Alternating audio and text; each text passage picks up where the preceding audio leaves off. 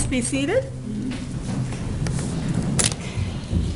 We're back on the record, and I see Mr. Shoemaker is sitting on the stand, and Mr. Manti is ready to go, so let's go ahead with your cross. Thank you, Your Honor. Mr. Shoemaker, in going through your CV, my understanding is that you received a Bachelor of Fine Arts degree in graphic design in 1985, am I right? Yes. And as far as additional degrees or anything like that, that is the end of it, am I right? There's always ongoing education, and I've been educated beyond the college degree. I understand, but nothing in terms of graduate or postgraduate work that resulted in a degree? No. Okay. And nothing, sort of, you're not being held out as anything like an engineer or physicist or anything like that, am I right? Correct. Okay. Graphic design, essentially you take computer software and, for lack of a more specific way to put it, you draw things or create things. That's one version. Okay. What's another? There's a lot of different types of design, information design. There's a lot of different things that you can do with those tools. All right. As far as your prior experience in testifying, I think you said 20 criminal actual cases where you were appeared in court? Declaration or testified. Okay, I want to know specifically where you testified in a court in a criminal trial in front of a jury. How many?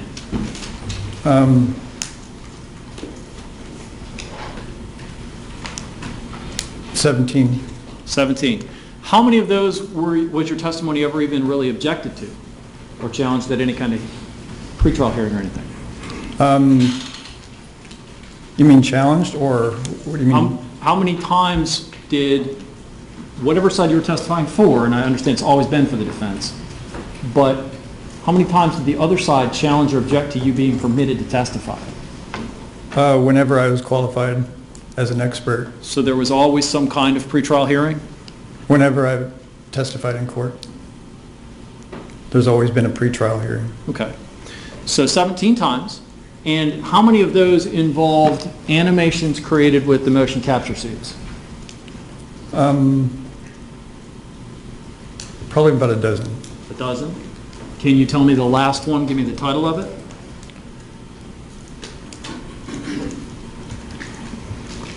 It was Green, I believe it's People versus Green in Placer, or Auburn County, I believe. Or, yeah, it was in Placer City, or Placerville, sorry. Placerville? Yes. I know that you have also testified that you often create these animations based upon such things as surveillance footage, like you showed us the one with in the parking lot and that sort of thing. How many of these involved a situation like this one where you had no film or anything like that and you were basically inserting figures?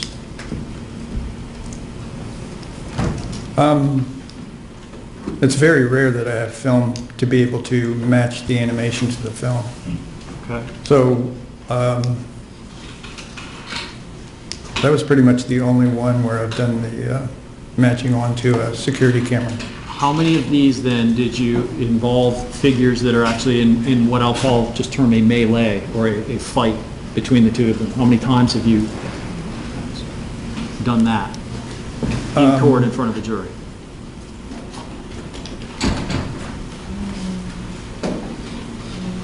Twice. Twice? That includes this one. That includes this one. Most of them they're not person-on-person fights. Most of them are shootings. It's mostly just shootings. As I understand it, most of what you did in these other cases are the animations that you create are you take bullet trajectories that you can, physically measure and implant those or embed those into your animations and illustrate them. I think there's a few I've read about where you use a red line or something like that to show how it goes, right? Essentially, yes. Okay, so you're taking the raw data, just like you use total station data here, and you're drawing lines or putting figures in places where they could have been, but not like this case where you're describing a physical ongoing fluid situation between two people. There's some that I've worked on where it's multiple gunshots, so you've got movement from the first one to the next one to the next one. So it's a sequence of events. Okay, but not interaction between the two physically. You're talking about measuring trajectories again and things like that. Correct. Okay. So what is that last one, or the only time that you've actually testified in court in a scenario similar to this one? Tell me when and where that was. The last one using the suit, or? Using the suit, involving more than just, involving a physical fight between two or more people where you've had to recapture a fluid situation in court in front of a jury. That was the Greenberg. Greenberg, okay. And tell me a little bit about that one. That one was an ex-police officer came up to a vehicle and shot the person that was in the vehicle. So I had to determine the position of each of them and their positioning when he was shot, their movements. Okay, so that involved, again, some distance between the two of them and a shooting? One inside a car and one outside a car, or something like that? Close approximation to each other, yes. Okay, but one sitting in a car, and I think you said one shooting into the car from outside, is that? He was within the door, open door of the Okay. truck. Okay, not as in this case where you're trying to describe a ongoing scrum between two or more people. Correct. Okay, so this would be the I first have one time. that I'm currently working on now that, not this one. There's one I'm working on now that is the same as that. I know about working on. I want to just focus right now for the moment on things where your testimony has been accepted for court purposes in front of a jury in a criminal case. And it sounds to me, if I'm not mistaken, like this would be the first time this particular scenario has arisen where you've been called upon to do that in court in front of a jury. The suit that I've used has been accepted in court in 2 other cases. I'm not just talking That I about the worked suit. on. I'm talking about all the variables that we've just mentioned, where you're using the suit, inserting figures that are physically interacting with one another in a rolling fight in court in a criminal case in front of a jury. This would be the first time, right? With this close contact, yes. Okay.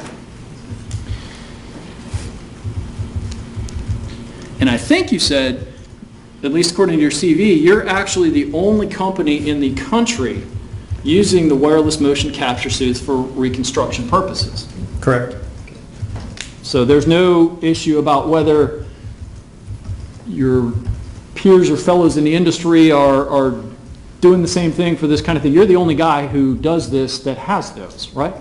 Correct. There's a limited number of, the company that makes the suit differentiates it from all the other suits that are available. And while I think I understood you to say that you are you know how to use the software, you don't know anything about the inner workings or the algorithms. You're not a code writer or software engineer or anything like that, am I right? Correct. Okay. So if the program were not working properly, unless it shut down completely or started giving you crazy results, you wouldn't necessarily know that, would you?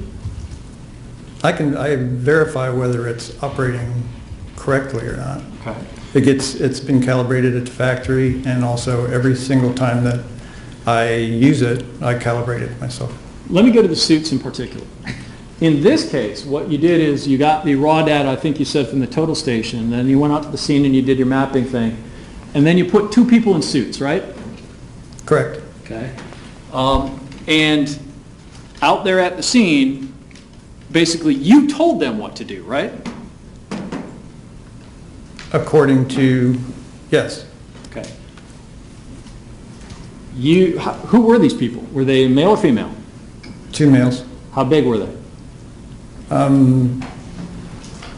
They were relative size to Mr. Martin and Mr. Zimmerman. How tall were they and how much did they weigh? The one who represented Mr. Zimmerman was, I believe he was about 5'8".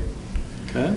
The person that was representing Mr. Zimmerman was, So Mr. Martin?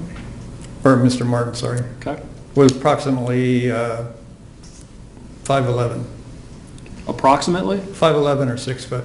Do, It's not really that important for the person that's wearing the suit to be the exact size of the person that you're doing the movements for. all I want to know is, do you even know exactly how big they were? Did you measure these people? He was 5'11". How do you know that? I'm 6 foot. He was virtually the same size as So I you was. did an eyeball estimate based on him standing there near you? That's all that was necessary. How much did they weigh? That wasn't relevant for the reconstruction of it. Is that a, do you know or not? I mean, I'm just asking. They were similar stature to the people that I was representing with the motion capture suits, to Mr. Zimmerman and Mr. Martin. How long were their arms and legs? Average size. Does that mean you did not measure them? I didn't measure their arms. Okay.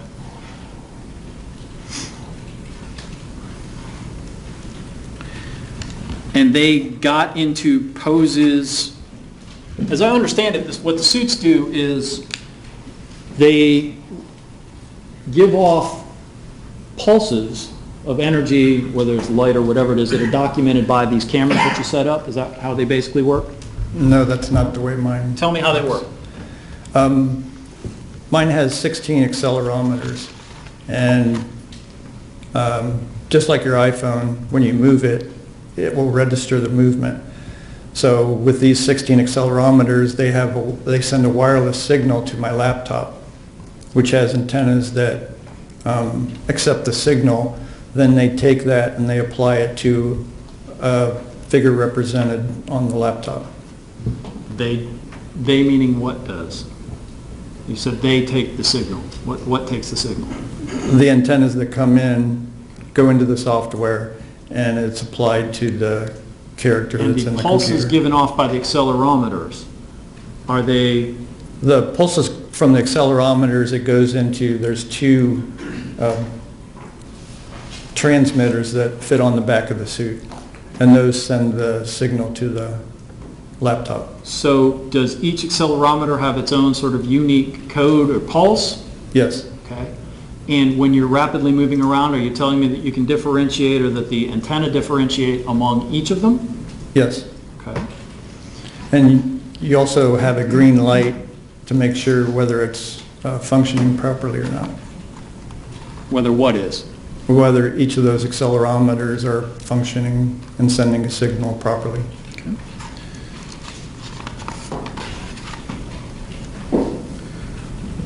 The version of this animation that you played for the court this morning, is that the final version now? Yes? Okay. How many prior final versions of this have there been? In other words, how many have you tendered and then had to change again? There was 2 prior versions, and they were adjusted for more accuracy Okay. according to the witnesses. Well, and that's sort of where I want to get to, is you actually never, you adjusted based on witnesses. You haven't actually ever read or listened to the actual testimony from the witnesses, have you? Those police reports that, Courtroom testimony, not police reports. not the courtroom testimony, no. In fact, what you did is you changed them based upon what Mr. Zimmerman's attorneys told you people said in court. Yes. Okay.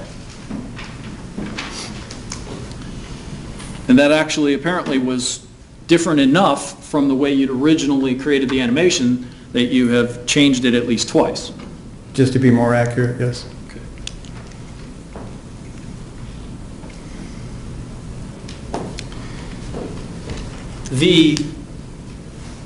Do I understand that most of what you do is, when you say reconstruct a crime scene, you take known points, things that are mapped and known and static in their position, shell casings, trees, sidewalks, that sort of thing, and that is reconstructing a crime scene. When you start adding figures and animation to it, what are you doing? That's also creating the crime scene. What I do is I take coroner's reports, all the discovery, specifics about the scene, total station data, if it's available, my gathering of data, and I put it into context. Sometimes when a jury receives, say, a coroner's report, for example, and they talk about the angle of a bullet trajectory, the jury doesn't, they get that angle, but they don't really know how that applies to the scene or how is that relevant and what position they would be in the scene. So what I do is I take all the different aspects of the case and put it into context. All right. Exactly which pieces of evidence, let me rephrase that. Exactly which testimony did you incorporate into this animation?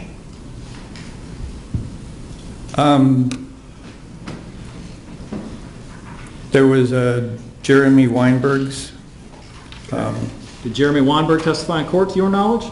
Are you talking about testimony, or are you Yes, talking sir. about police reports or Specifically discovery? testimony. I understand you had available to you a bunch of stuff. I want to know what actual evidence, courtroom testimony, was incorporated into this animation. It was Jennifer Lauer's testimony, John Good's testimony, and Selma Mora, I believe, her testimony. You show in this animation an initial contact between two figures, represented, I assume, to be Trayvon Martin and George Zimmerman, right? Correct. And whose testimony did you use to describe that initial, to depict that initial encounter? Part of it is off of the, from the discovery on that you gave us was, I'm sorry, maybe I wasn't clear. Whose testimony did you use? testimony. Yes, sir. Your Honor, maybe if you could clarify, is he talking about trial testimony or just pretrial testimony? Well, I think that it has to be consistent with testimony or evidence presented at trial. Certainly, Is and what of the course, case all law of, says. But and all of assume, Mrs. Zimmerman's statements are in trial, so if the Well, witness is aware of that, it would Well, help. the witness could testify what he used, and that's what the I question think he was is. confused by trial testimony. Okay, well, I'll go ahead, please let me finish. It has to be trial testimony or evidence, so the question to you is, what trial testimony and/or evidence did you use to incorporate into your animation? For the initial contact, it was Jennifer Lauer's statement. according to what you understand her statement to be, you believe that she saw that occur? She didn't see it occur, she heard it occur. Okay. That was the point. You are, however, depicting it visually, right? Correct. Okay. She certainly didn't testify that she could depict it visually, right? She just pinpointed the initial contact point, where it started. She pinpointed it At the T intersection to the left of where she was in the condo. somewhere to the left of her condo is where she first heard things, correct? Correct. Did she ever say that it must have started there? It's not mine.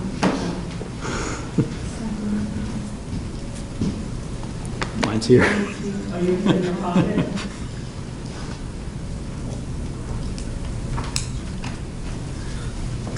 It was on vibrate, and it's not vibrating anymore, but it's not yours. Okay, go No, ahead. Your Honor. Oh, I'm sorry. Your indication is that she, according to you, somehow testified that she knows that it must have started there? I have a question. If you want a clarification, you can ask Mr. Manti what you Okay. want clarified. So for evidence, which the judge was asking, does that include police reports? No, sir. I want you to assume that anytime I'm asking you about actual evidence or testimony, I mean something that has gone on in this courtroom during trial, okay? Okay. What someone said outside of court, for right now, I want you to assume that that is not evidence, okay? Your Honor, that's what I was trying to clear up earlier. It may not be as to Ms. Lauer, but the witnesses got to identify, you got to understand what's in trial. And if we Okay, can I will put- explain that to him, but I don't want you, Try by not your to- try not to objection, torture.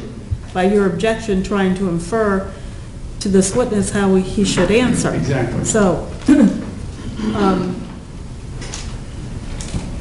it would be anything heard by the jury in this courtroom, either heard or seen, by way of testimony or evidence introduced. That's what he means Well, by I'm a not trial. sure what that is because I was not allowed to watch the trial, so, Well, then that's your answer. okay. So then, if I were to ask you, does this animation accurately show what has been testified to in this trial, is your answer you don't know?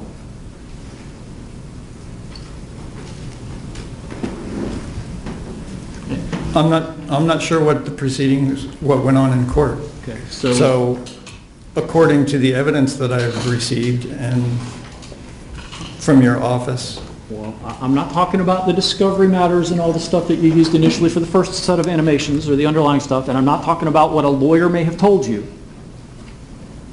If I were to ask you, does this animation accurately show what has been testified to in evidence in this courtroom, is your answer, you don't know? And again, I'm not, my answer to that would be yes. your answer is, If it's not in my consultations with the attorneys, it would have changed. So it's been adjusted to testimony in court. none of which you have heard or observed yourself, Correct. and none of which evidence you have actually seen yourself. None of the evidence which has been in court, yes.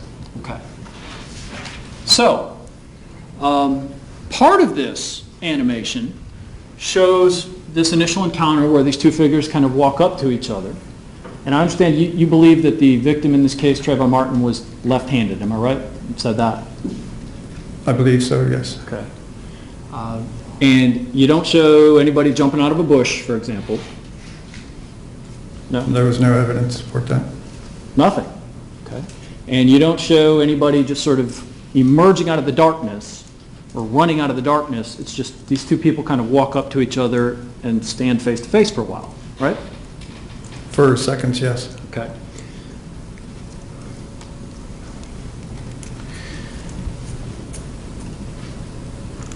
The animation also, you do show and plot the location of various items, cell phones, flashlights, sprinkler boxes, right? Correct. And sprinkler heads, Yes. right? Couple trees, Yes. all right? And that's sort of in almost a 40-foot swath along that sloped ground that you've described, right? Correct. Okay. However, the animation I saw kind of just takes a big white arrow from the point of that initial walk-up encounter and zooms to a place 40 feet away where essentially we then start to show the two figures bound up together, right? Correct. And the reason for that is, Is what, did they get because teleported or what? that just shows the direction of Mr. Martin and Mr. Zimmerman, consistent with witness testimony or witness reports, police reports, and with the trail of evidence going down that direction. Okay. The trail of evidence, you'd agree with me, is just a trail. It by itself doesn't have a direction, right? In other words, whether it's going left to right or right to left as you're looking at it, the place where things are found doesn't independently have a direction until you start bringing in what other people have said about how it happened, right? Correct. Okay. The reason for the arrow is moving from the one witnessed event down to the next witnessed event. I Okay. didn't add anything in between there in terms of movements of the figures. Because the animation cannot show it because you have no idea how it actually happened, right? Correct. Okay. Now, when we get to where the figures again reemerge, you have a figure that you show to be, I guess, represented to be witness John Good, right? Correct. How tall is John Good? 6 foot. And you know this how? I was given that information from the attorneys. Okay, so again, not from anything that came out in court, but from the attorneys? Yes, who got it from Mr. Good? Okay. And where was he standing? There's a sliding glass door, and the right side slides over. He was on the right side of the sliding glass door, the right door, about a foot out from the door. About a foot? And where do you get that from? Mr. Good? From Mr. Good's in-court testimony? From consultation with the attorneys. Okay. And as far as where on the patio he's standing, did you just pick a spot where you put the figure? It's just straight out from the door, 1 foot. So you don't know whether he stood to the left of the door, to the right of the door, straight out from the door, wherever. You just picked a spot. I didn't pick it. That's where he said he was standing. Where he said he was standing when he was here in court? Through consultation with the attorney. Okay. Was that before court? I'm not sure when it was. You have no idea? It was during trial, but I'm not sure when. Okay. And he told you exactly where on the patio Mr. Good was standing? Yes. Okay. That patio is how big by how big? I don't have the exact measurements. I believe it's about, there's 2 pillars on the corner, and I believe it's about 7.5 feet from one pillar to the other pillar. Did he tell you he was standing within 1 foot of this pillar or 1 foot of this pillar? He Or told anything me he like was that? standing 1 foot straight out from the one door, which is where I placed him. 1 foot. Yes. All right.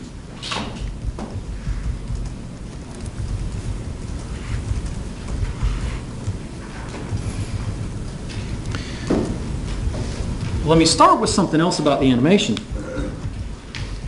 It is true, is it not, that, and I should rephrase that, I'm not really starting. It is true, is it not, that the animation actually contains artificial light? In other Correct. words, okay, so it purports to show things even though you know it was dark outside. Correct. Okay. And my understanding is that you made intentionally no effort whatsoever to accurately document the lighting conditions and everything else. Because the most important thing with the video is Is that a yes or a seeing no? detail. Yes. Okay. So the most important thing on the video is seeing detail, even though you know that that wouldn't have been the detail that night. Correct. There's plenty of other people can testify to the lighting conditions. Okay, so if I were to ask you if the lighting conditions portrayed on that animation are an accurate representation of what they were that night, you would say no. You're correct. Okay. I would say no.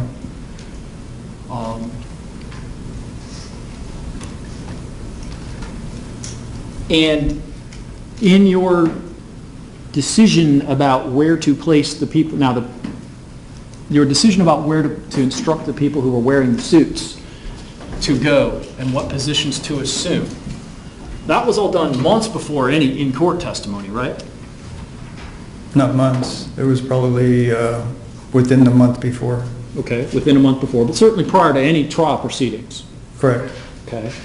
And you told them based on your best estimates as to what materials you'd been provided by the defense attorney. Based on the police reports Okay. and the interviews, yes. Right. And how many interviews did you actually read?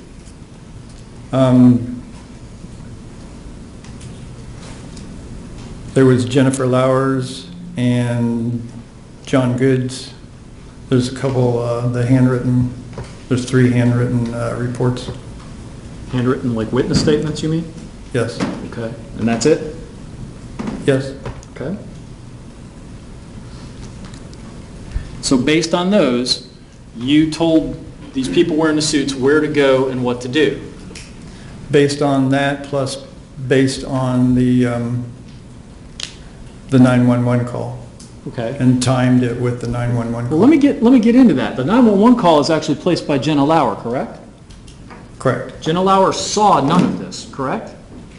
Correct. Okay. Yet you build into, and John Good, from whose perspective a lot of this is shown, was not on the phone with 911 at the time, right? Correct. Nonetheless, you take Jenna Lauer's 911 call and show figures doing certain actions at certain points in that 911 call, right? Correct.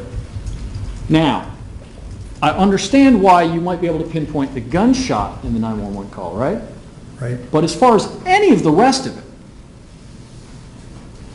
do you have any idea where those figures were actually at any point in the audio of the 911 call and what they were doing? But the only figure other than Mr. Zimmerman and Mr. Martin is Mr. Good. I'm talking about Mr. Zimmerman and Mr. I Martin. think he was in the middle of explaining the answer. I request to be allowed to. Were you finished with your answer? No. Okay, you may finish your answer. Who specified when he came in during the phone call, during the 911 call. On the video, he specified when he came in, how long he was out there, and when he went back in.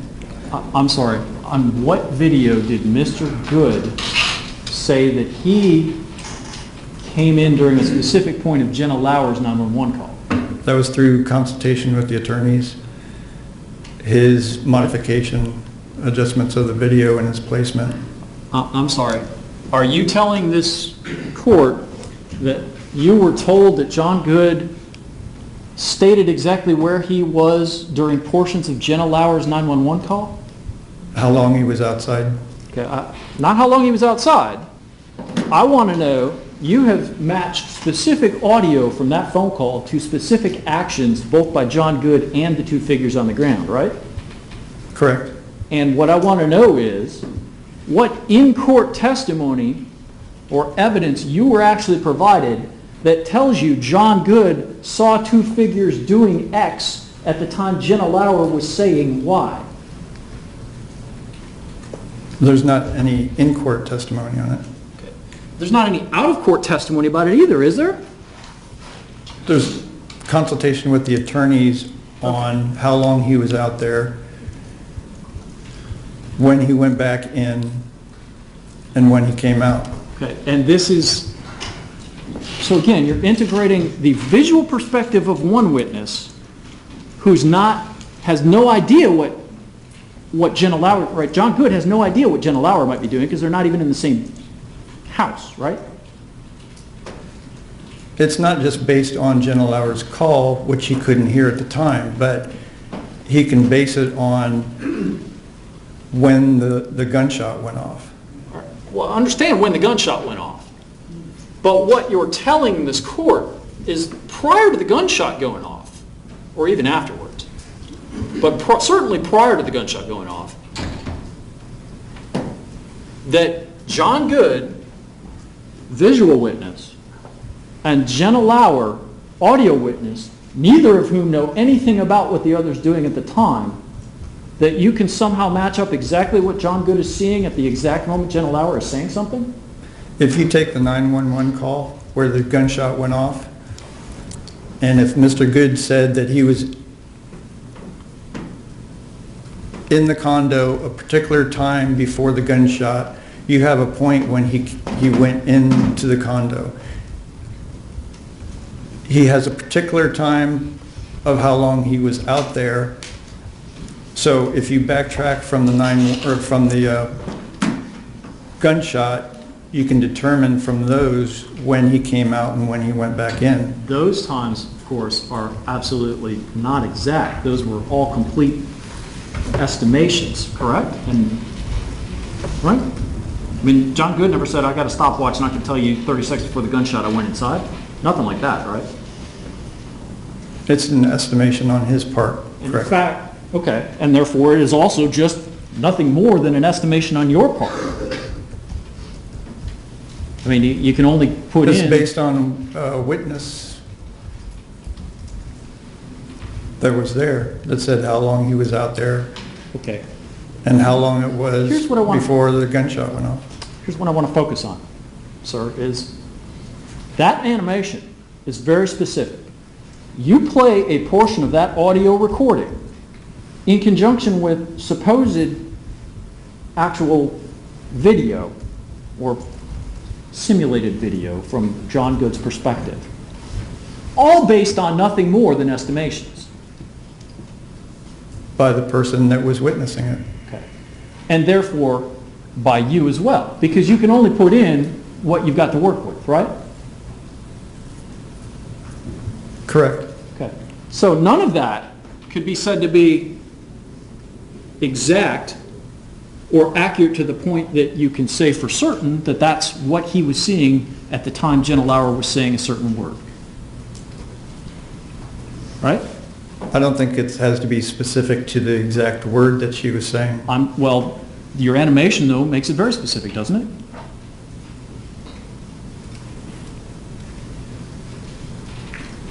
Yes. There's nothing in that animation that tells me the call is generally going on now, and I'm not sure exactly what part this is. That animation shows exactly and sounds exactly that these things are going on at the same time, right? Correct. This is a scenario according to witness and evidence. I'm sorry. Which witness and which evidence that came out in court? Or are we back to estimations based on what attorneys told you? Consultation with attorneys Okay. on his movements. Would you agree with me that there's no way John Good could ever say, at the time Jenna Lauer was saying this, I was doing this?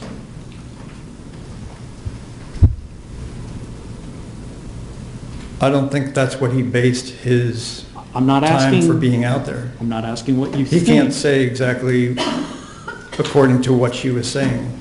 And in fact, he was gone from any visual view while Jenna Lauer is still on the phone and for a period of time before that gunshot ever happens. Seconds. Okay? It's But no not a one period. knows, no one has clocked exactly how many seconds that might be because nobody had a stopwatch on it, right? Correct. Okay. Nonetheless, that animation purports to show it, right? Yes. So is the animation purporting to be more accurate than we know the evidence really can be?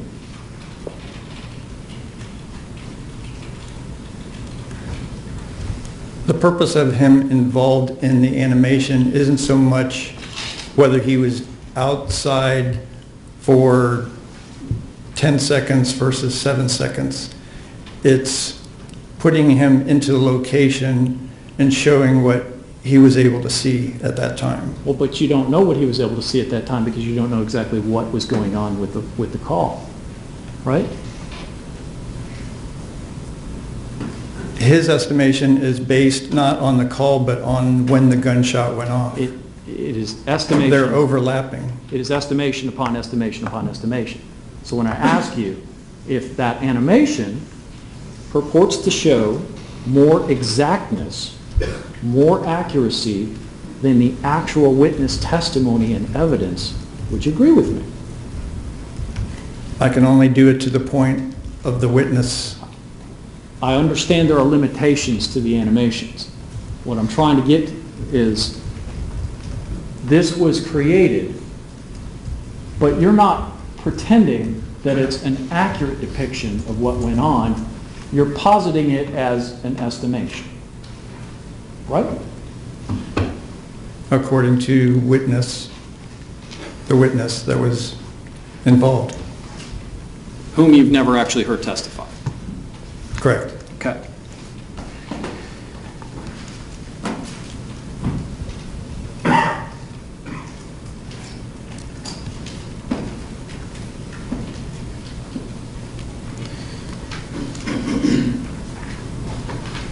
You would agree with me, too, that there is a point in time where Mr. Good is not seeing anything, but you still show things going on in the animation as though we were looking from his perspective, right?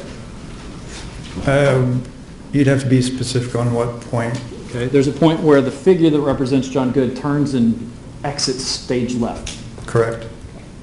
Nonetheless, we're still treated to a view of two figures on the ground. Correct. What witness testimony are you relying on for your depiction of those figures and what they're doing at the time, since John Good is no longer there? That was based on Mr. DeMaio's positioning of Mr. Zimmerman and Mr. Martin. You didn't hear him testify today either, did you? So that was in consultation with the doctor. Okay. And that conversation was a 20-minute phone call last Saturday, correct? Yes, And that was after you had actually been deposed twice and thought you were done making changes to the animation, right? correct. That was the first time I was able to talk to him. And you changed it, you had that conversation because you were asked to call him, right? I wasn't asked to call him, no. I asked about the doctor. They said he was standing by for me to talk to him, and so I talked to It him. wasn't your idea to make yet another animation after you'd been deposed twice and said you were done until you were set up with speaking with this doctor, right? No, it was my idea from the start that we needed physical evidence of the positioning when the shot went off. And are you saying that the current animation is based on physical evidence? Based on the evidence or the testimony, I'm sorry, a consultation with Dr. DeMaio. difference. It's not based on the testimony as far as you know. It's actually based on your 20-minute phone call to the man on Saturday, right? Correct. Okay. And I think you also told me yesterday that the one thing you know for sure is that the entry of the bullet wound, again, based upon that phone call, was directly 90 degrees straight on, right? Correct. And that's why you have the figures at the end of that animation, or so not at the end, but in what I'll call position 3, or third position as you've labeled it. You tell me that they're at a 90, they're parallel to one another, right? They're horizontal to each other, yes. Okay, and not only horizontal, but parallel, because that's how you show them in the animation, right? Yes. Okay. So virtually stacked on top of one another, like Lego blocks or something. No, there's No? space between them. And that space is based on what? It's based on talking to my conversation with Dr. DeMaio, and also in creation of the scene to be able to fit the characters together. How big is that space? From where? Between Between the two one bodies. person and the other? Sure, between the two bodies. How big is that space between those two people who are parallel? Between the clothing or between their bodies? Well, let's start with between their clothing. It varies. In my third position, I'm not quite sure. I haven't measured between the two bodies, but from the ground, it's approximately 13 to 15 inches. Approximately? And you haven't measured between the two bodies? That wasn't the purpose of the final positioning. The purpose of the final positioning is to show who's on top and who's on the bottom. The purpose of and I'm not talking about the final positioning, I'm talking about third position now. Correct. And the purpose of that is to try to create something that resembles the defense theory. I understand that, right? Not to resemble what the defense theory is, Is it to resemble some other theory? Dr. DeMaio's, his positioning of them. Okay. Based upon your 20-minute phone call to him. It doesn't take long, yes. And he told you that they were X inches away apart from each other and at X angle to one another? The positioning of Mr. Martin bent over Mr. Zimmerman. Is that a yes, that he told you exact distances, or is that a no? The distance varies according to what my conversation with him was. It can vary between 2 inches in one spot for the clothing and 4 inches in another. Well, that's distance between the clothing and the gunshot wound to the chest of the person who got shot, right? Correct. Have I asked you about that space yet, or that measurement? Well, that will depend on positioning. And all of that person on stuff, top. I'm sorry, were you finished? Yes. All of that stuff varies, as you said, is estimations, right? Yes, but in this particular positioning of their particular positioning, the purpose of their positioning wasn't to get so specific that you could measure and that you could have a camera there measuring exactly the distance between them and show that point of view. Otherwise, I would have put a camera there to show that point of view. The purpose of it was to show who is on the top and who is on the bottom. So the purpose of it is not to be accurate as it actually happened, it is simply to show positions of figures?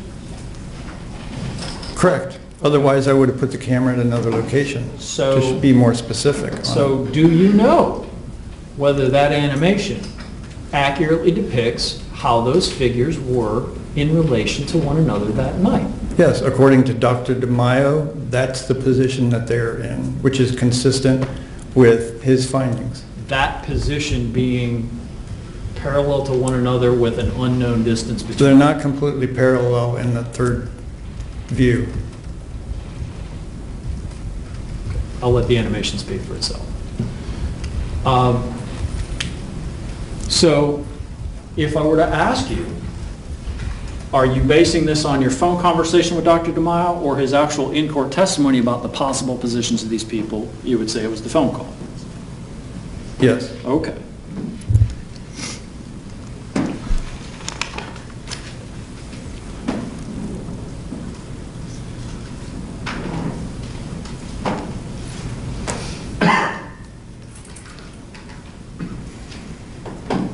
I think you said earlier that sometimes when you measure bullet trajectories, especially as it goes into bodies, you use a metal rod of some sort.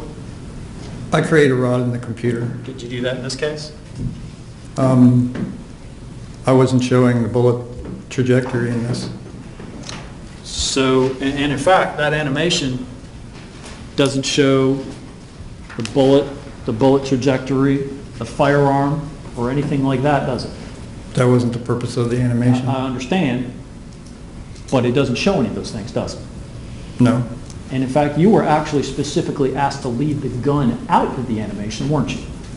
No. Did you ever tell me you were? I don't believe I was told.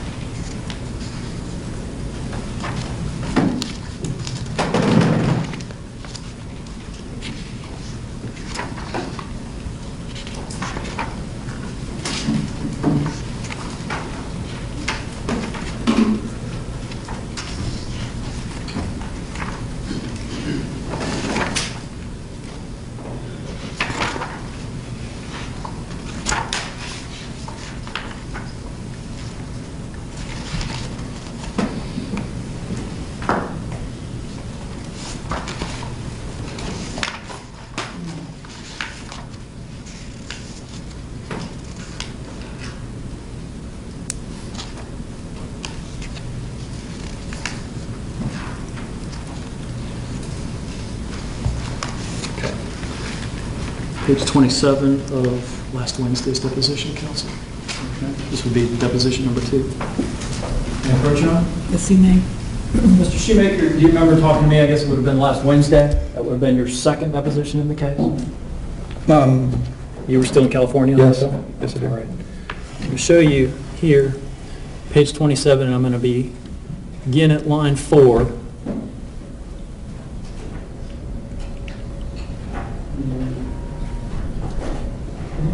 you see that question answer? Correct. It wasn't a, Go ahead. I don't believe it states that I was told to leave it out. It says in consultation with the attorney.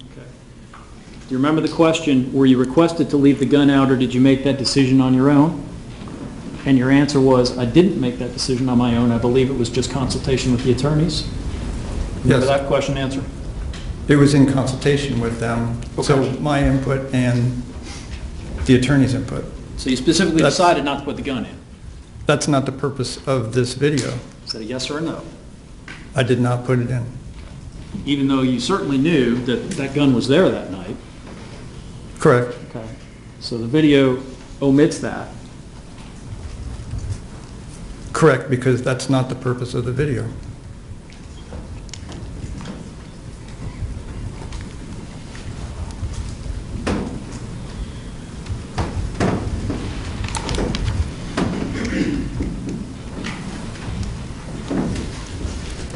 The conditions in which you filmed these folks in the suit, You mean recorded? right? I'm going to start with just, you filmed them, I assume, outside in the daytime, rolling around so you could see things, right? Recorded them, yes. And Not did, filmed. when you recorded them, I mean, obviously, well, maybe not obviously, let me ask it this way.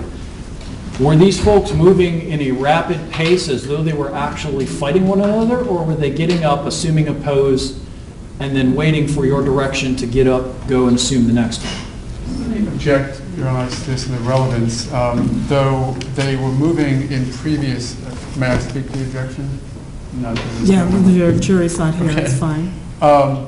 While in previous animations, we had movement, hands swinging and things like that, in response to some concerns about the state, we actually eliminated all of that. So as I mentioned to the court, and as you've seen, they are individual frame videos, so question of animation, of movement, is no longer relevant for the court's consideration. That's my purpose of a relevancy objection. Can you clarify that? Well, I would beg to differ, because, of course, the very first part of that animation most assuredly contains movement. Absolutely, but I think what we're talking about was the part where they were moving from that location down. That was, Well, clarify what your question Very is, well. please. Any point in the video, all right, the animation, when you are reproducing and filming the motion capture suits in action, right? Yes, Whether it's the first interaction between these people, the subsequent positioning of the bodies, any of that, okay? yes. And I know that at least some of that motion is still on this animation, right? The initial movement. Okay. Talk to me about the conditions in which that was filmed. I assume it, for example, was filmed in the daytime. Correct, Okay. I assumed it wasn't raining. correct, The grass wasn't slick. correct. Okay. There weren't these other items of physical evidence out there. Correct. Okay. Did you go out ahead of time and place markers down where you knew the items would have been according to the measurements that you'd received ahead of the filming? We measured the areas from the drain boxes and the sprinkler boxes to get the correct position. Who told you what distance the bodies were from the drain boxes and the sprinkler boxes? Placement of their position was based on the shell casing, position of the shell casing, position of Mr. Martin's cell phone, and where it was in relation to Mr. Good's condominium. Okay, so I guess let me ask you like this. Give you a couple different types of questions. First, when you're filming this motion, this interaction between these people, are you trying to go to the exact location where you believe it happened based upon the testimony, or are you just filming this in action and then later on you plug that stuff into wherever you want to on the animation?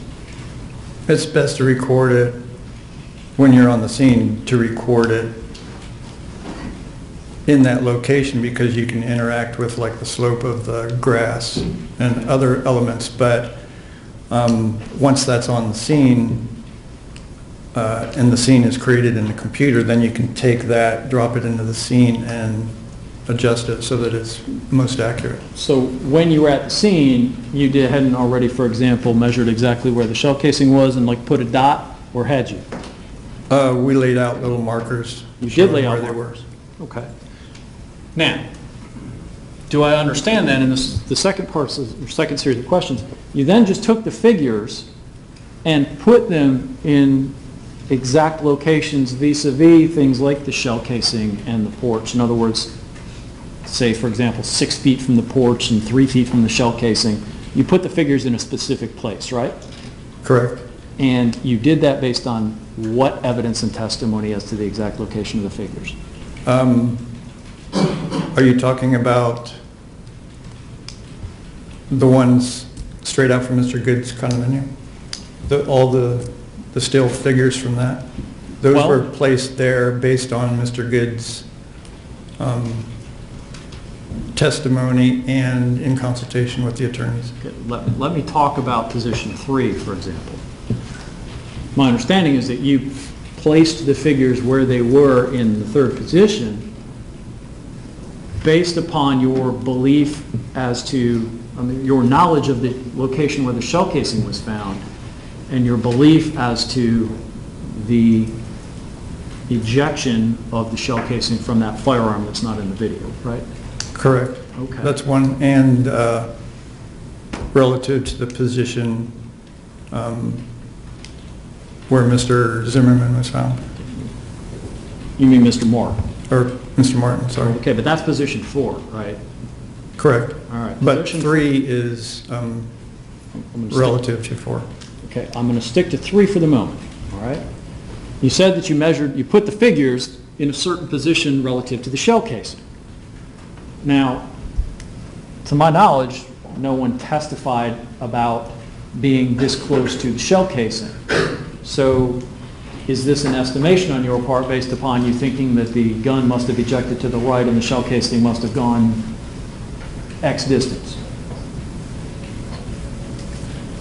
Correct. It's just in proximity to the shell casing, so that the shell casing is on the right of Mr. Zimmerman. On the right, but in other words, 2 feet to the right, 3 feet to the right, 4 feet to the right, you really have no idea exactly how far that would be. It can't be that far away from where Mr. Martin ended up.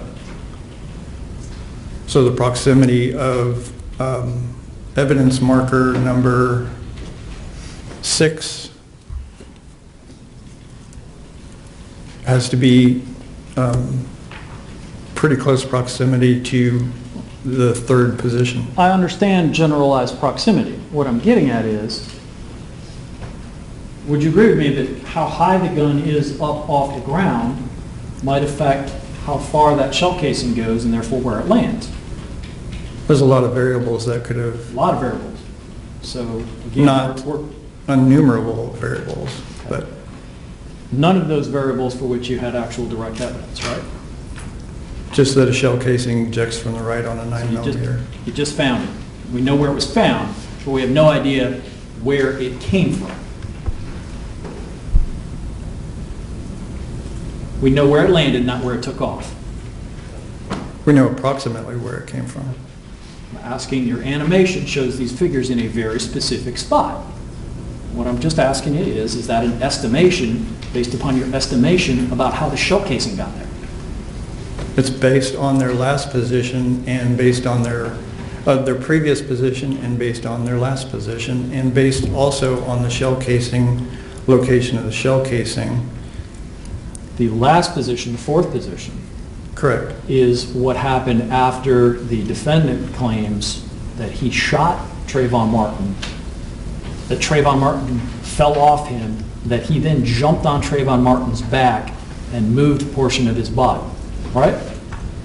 Correct. And we have absolutely no idea exactly how far that happened. We just know where the body ended up being found, right?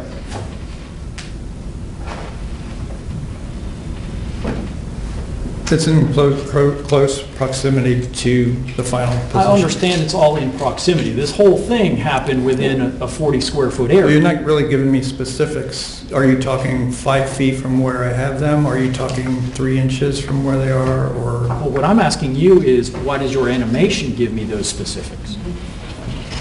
Because it's to the one side of the shell casing, it's to the other side is the cell phone position, plus their previous position is just up the slope from their third position. The animation itself is based on a series of estimations. Can I interrupt you for just 1 minute? Yes, sir. I saw that animation one brief moment from a computer, and although I remember generally the things that you're talking about, but specifically positions and stuff, it would be helpful to me if we had the animation up and you had him explain the positions that you're talking about, because Do you have your laptop still there with you, sir? have we figured out a way to I put it up? think we can get one of these several computers that has that animation on it to work now. Okay, So if can take can we about 2 please do minutes. that, because I'm really trying to follow the testimony, and without looking specifically at each figure or position you're talking about, 3 and 4, it would be helpful to the court if I had that in conjunction with the testimony. Sure. So can we try to do that? Absolutely, Your Honor. You're on yours. Let's try something that's PC friendly, right? That's our best chance, I think. I'm sorry? Your laptop Can we is get the working? screen down? Okay, let's get a projector warmed up and your laptop cranked up. Why don't you question it from your table? If you do well.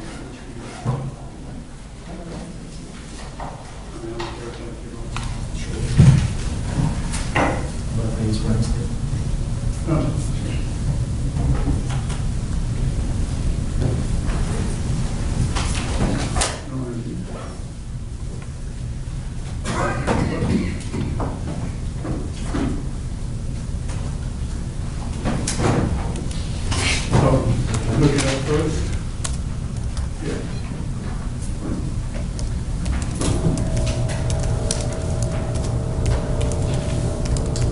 And if I could, I think you have stills of position 3? You have the view? I'm not Sure, you can stop it, right? Yeah, I can stop it.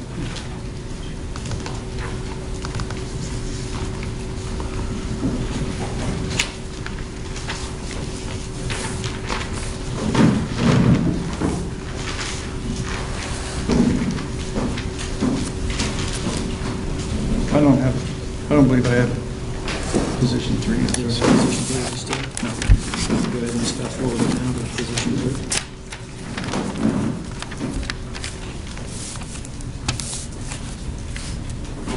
Okay, right there's mine.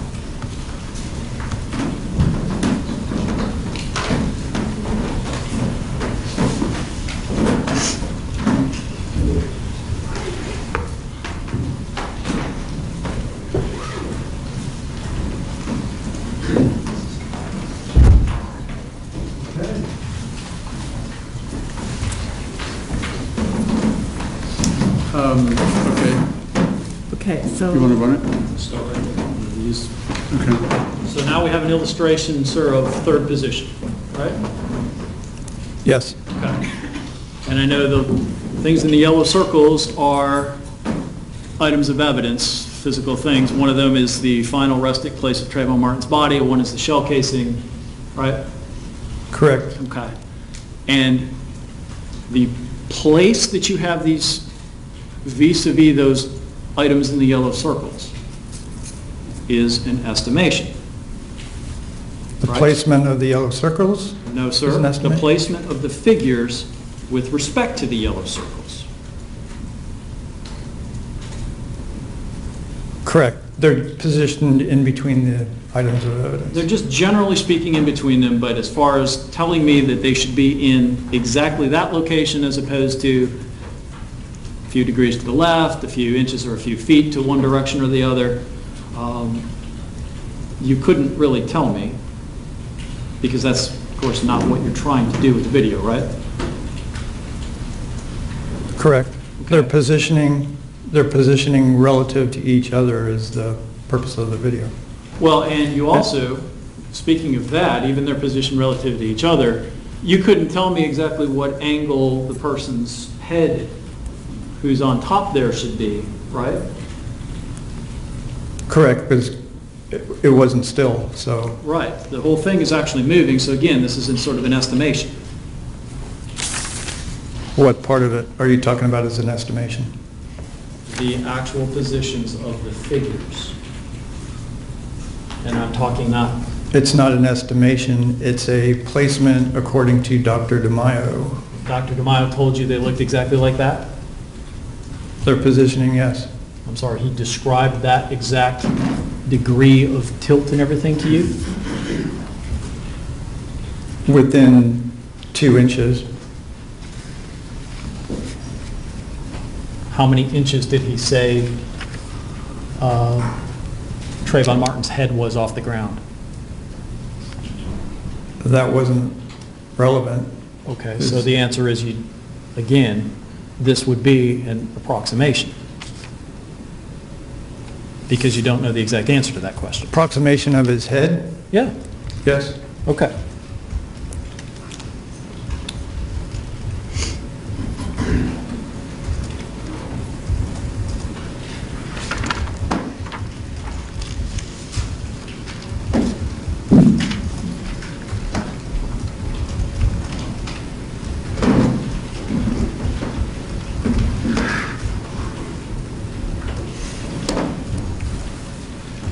As far as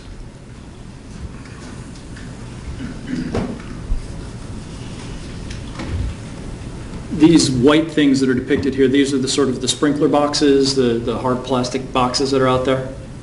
Sprinkler boxes and drain boxes. Okay. Those hard metal or plastic covers, whatever they're made of? Correct. Okay.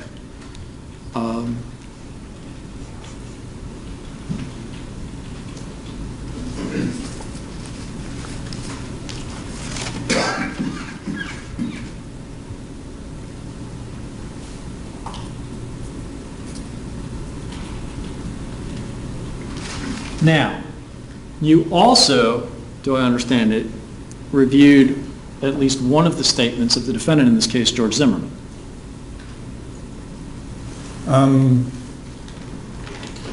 That was supplied to me. I'm not sure which one you're talking about. Did you use any of those to create this animation? Any of the animation, or what part of the animation you're talking about? Any part of it? The initial, some of the initial portion at the T intersection. Okay. And that is it?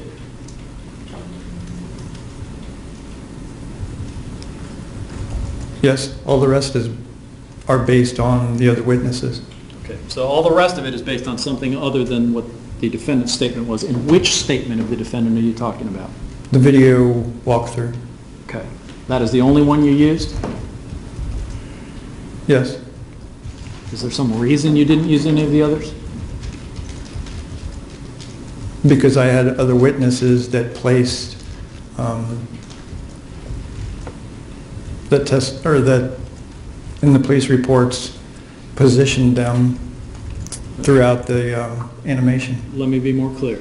You only used it as it relates to the beginning of this video, where you see the two figures walk up to each other and then one of them punches the other, right? Correct. Okay. And I used it in conjunction with Jenna Lauer's testimony about that is where the initial conflict took place. Is there a reason that you only used the video walkthrough statement as opposed to any of the other several statements? Or did you just pick that one because it was the longest or whatever? I mean, I'm just asking. I had other witnesses that laid out the scene from then on. Okay. Talk to me about And if we can, I'm done asking questions about this, Your Honor, so. Thank you. I'm not even going to start with that. You can just close it. Okay. Talk to me about any types of validation that have been done with this particular method that you use to create animation. Any other validations on, Right, on either the several types of software or programs that you have used, have those, other than just buying them and assuming they're working right, and that they're not at least failing to work for you, are you aware of any sort of validation studies that have been done on any of them? validation studies on the motion capture suit? Only on the suit? Motion capture suit and also the 3D software that I use. It's used by engineers, and with all the time that I've spent using it, if there was some inaccuracy in any of the measurements or in using the software, I haven't found any. Let's talk about how accurate it is. Are these things accurate to what measurement? In other words, are we talking hundredths of an inch, thousandths of an inch? What are these measurements designed to be specifically accurate to? As accurate as you want, thousandths of an inch. What did you set them to here?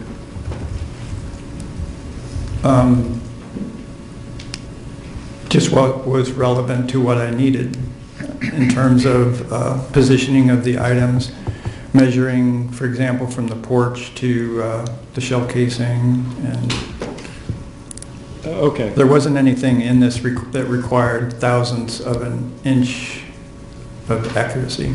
And I think I perhaps asked it and didn't follow up earlier when I asked about when you're directing the people who are wearing these suits and they're engaging in whatever behavior that you're having them engage in, are you telling them to sort of go at it with a simulated fight, or are you telling them to simply, pose this way, stop, move, go this way, that sort of thing?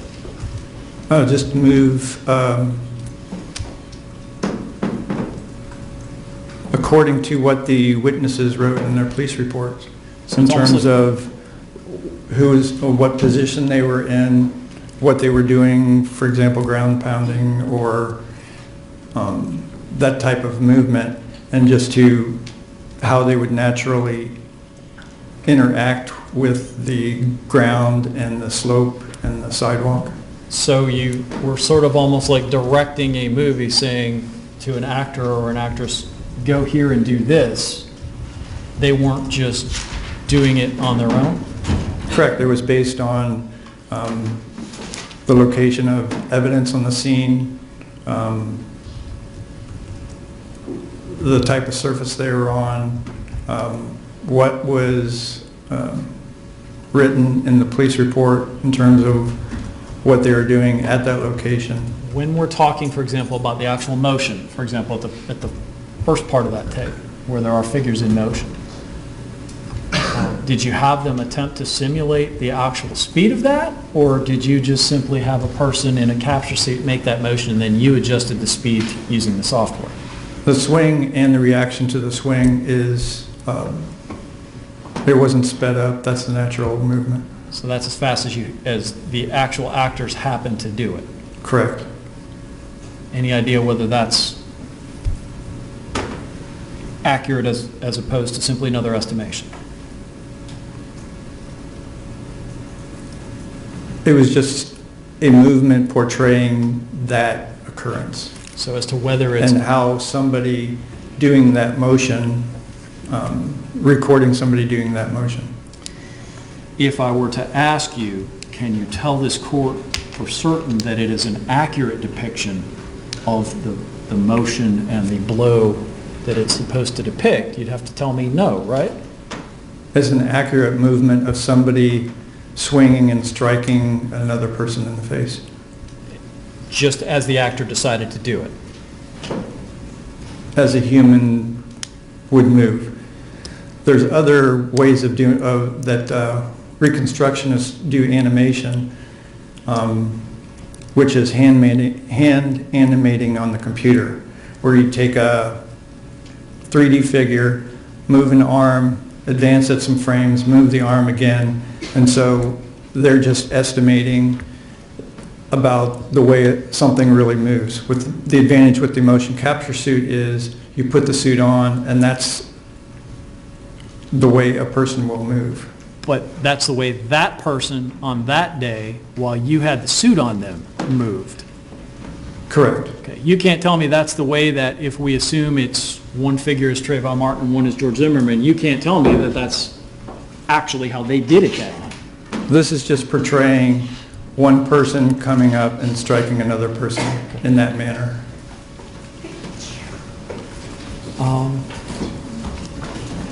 With respect to their heights. Do I understand that the conclusions, if we call the animation a conclusion or a depiction, that this is not necessarily your opinion, but it is what you have attempted to create based upon essentially what you've been told by lawyers mostly? No. No? It's my reconstruction based on what I was given in discovery, all the different things in discovery that was mentioned, putting the scene together with my actually being out there with the motion capture suit data and fine-tuning it with consultation with the attorneys. So it wasn't, it was something that was created based on evidence and testimony and written reports, not solely based on what an attorney told me to do. Correct me if I'm wrong. All the actual in-court testimony would have been funneled through the lawyers. Correct. Okay. Since I wasn't able to view in court. All the actual action out there is estimated based upon your interpretation of what you were given in discovery. A reconstruction, yes, based on evidence that I was given in discovery. Okay, and an example of that, again, just to use the example again, is the shell casing. As to, you know where it landed, but you don't know exactly how it got there. So your depiction of the figures in location to it is simply based upon your estimation of where it would have been and where they would have had to have been in some proximity. And also their previous positioning prior to that, seconds before, and the position, again, of the shell casing. Okay. And as far as you know, you're the only one who has done this sort of thing with these motion capture suits. Correct. Okay. Anything else you want to get into? Thank you. No other questions? Thank you. Redirect. Yes, just to start with the last question first, then we'll go back to the beginning. These motion capture suits, is this just a next generation of motion capture suits than those that existed before with the balls all over them? Correct. And There's it's a just, lot you know, more accurate, would that be correct? more accurate, there's less cleanup time, and the data is a lot cleaner than other motion capture or motion suits like this. Because these, And you can also take it into different environments, and it's a lot more flexible that way. because these motion capture suit accelerometers are wireless, correct? Correct. Do you have to be in direct line of sight with your computer antenna and all of those accelerometers to actually get the signal? You don't have to be in direct. I could record somebody that goes through the door and on the other side of the wall. Okay. It just has to be within range of the wireless. So while this is a new generation, are the motion capture suits generally accepted in your industry as a way of capturing motion? Yes, it's the most accurate way of capturing a person's movements.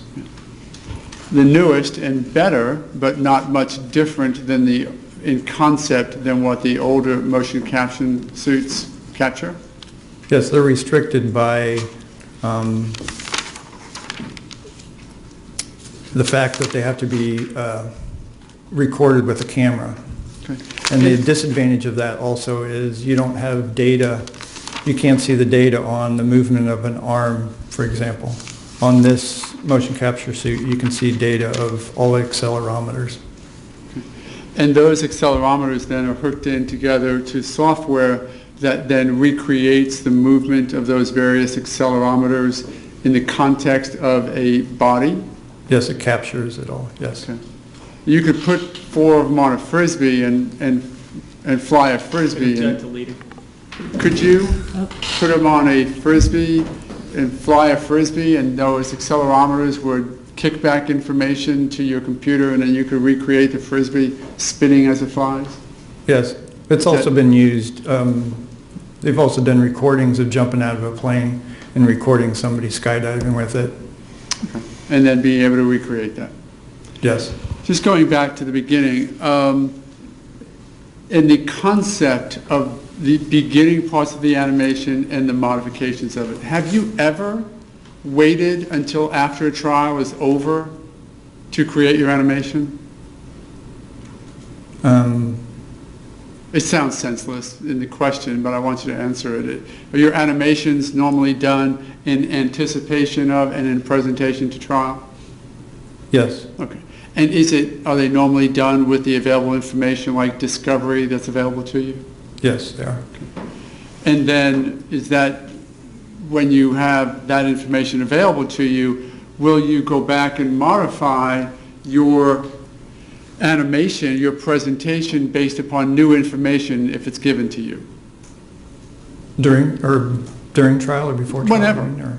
Even if before trial. If I were to come to you and say, here's, in this particular case, here's a new piece of evidence, here's a new witness statement we were unaware of, and it may impact on your animation, would you then go back and fit that into the facts that you utilized as the foundation for your animation? Yes.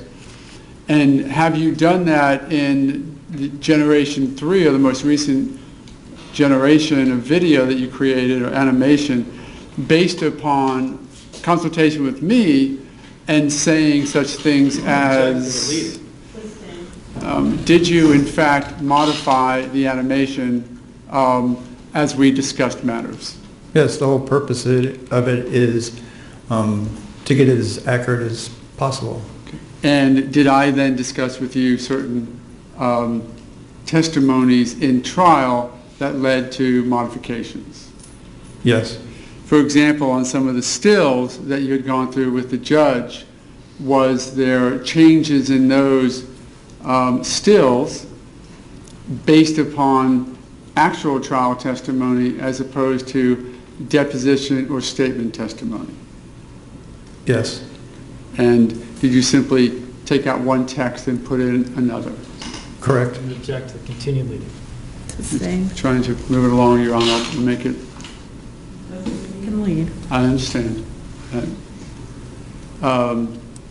Were there changes that you made to the stills based upon testimony? Yes, it's not a change in, it's more of a defining it better.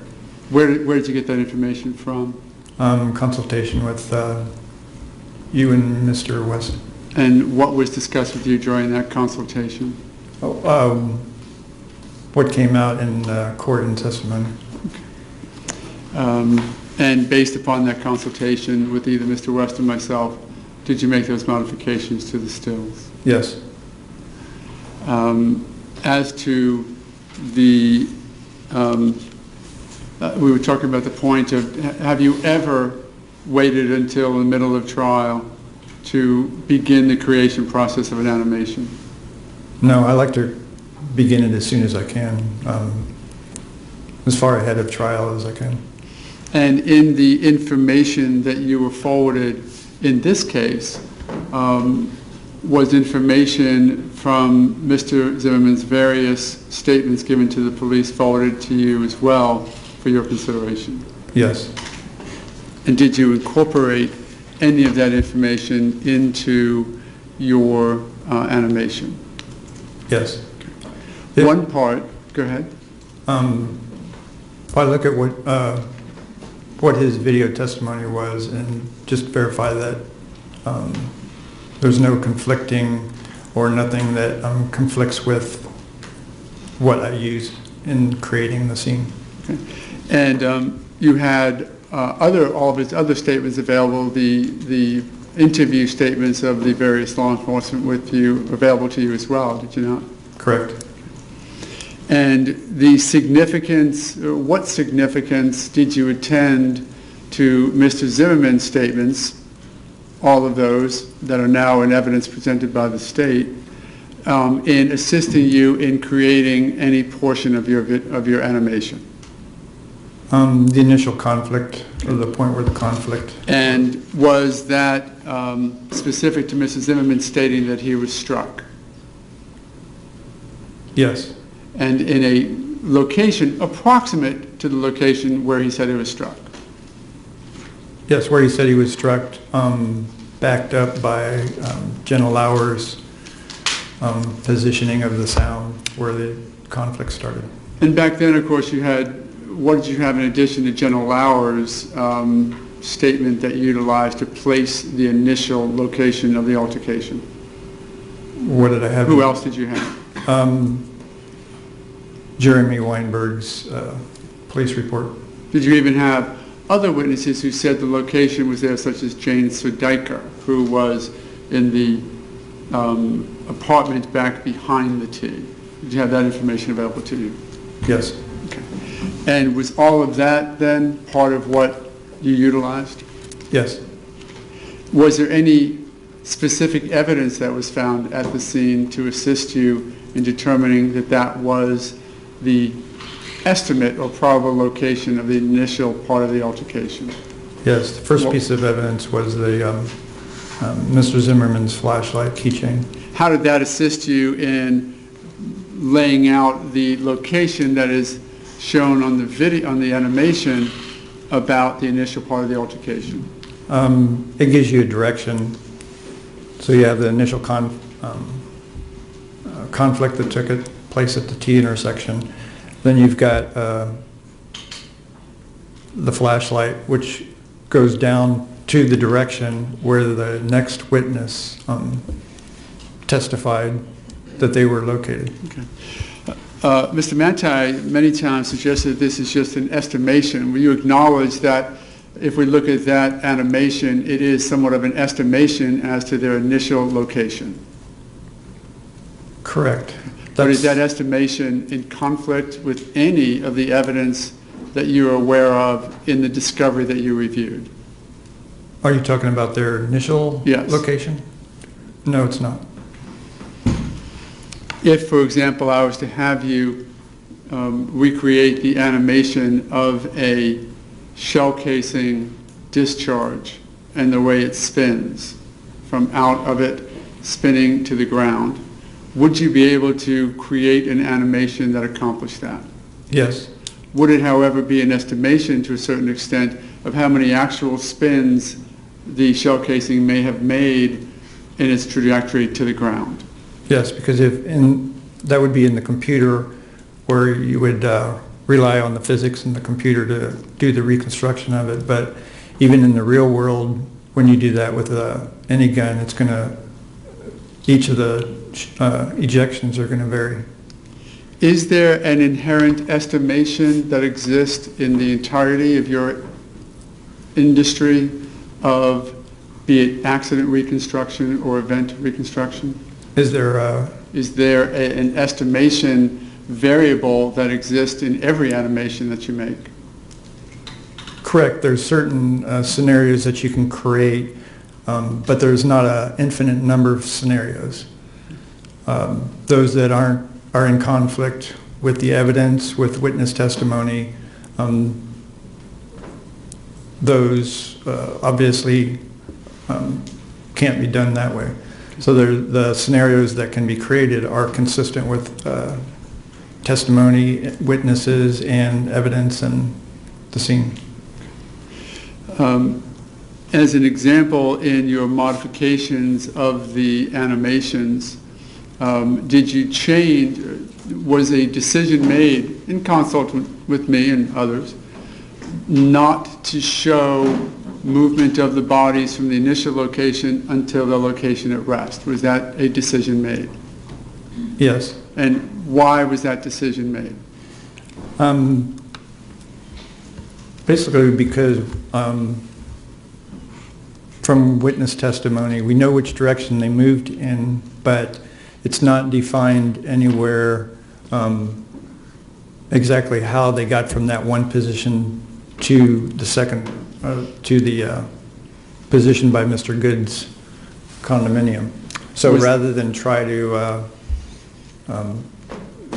create something, that's why I used the arrow to just show the direction that they had moved into the next position. Was that then a decision by you as the creator of the animation? Yes. To avoid creating animation that wasn't documented by witnesses? Yes.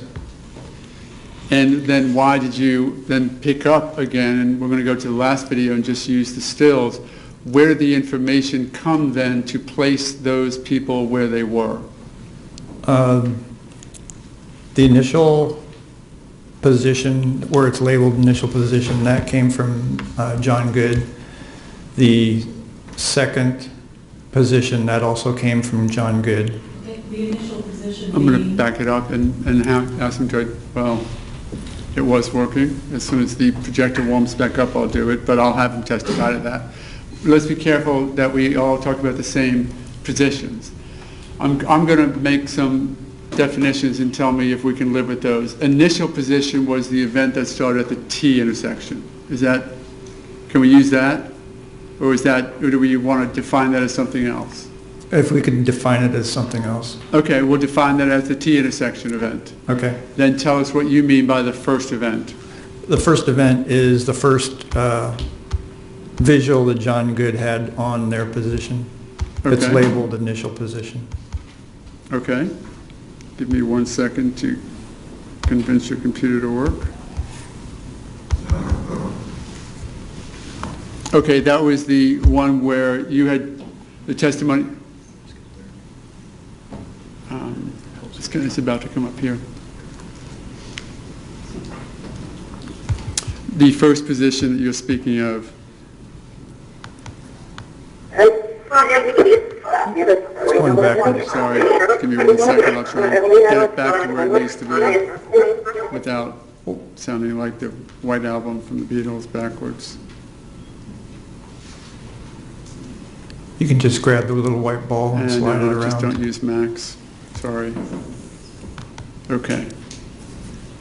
I'm just going to run it through to try and get us all caught up. This is the T intersection event we're talking about. Yes. And while we're talking about this, let's talk about some of the frailties inherent in the animation. You do not suggest that there is any witness that specifically identifies, for example, in this case, Trayvon Martin walking just along one side of the sidewalk. Is that correct? Correct. That is an estimation based upon George Zimmerman's testimony that he was approached from the left and the back? Correct. And there was no, I didn't find any evidence or witnesses to dispute. Okay. So then we have this.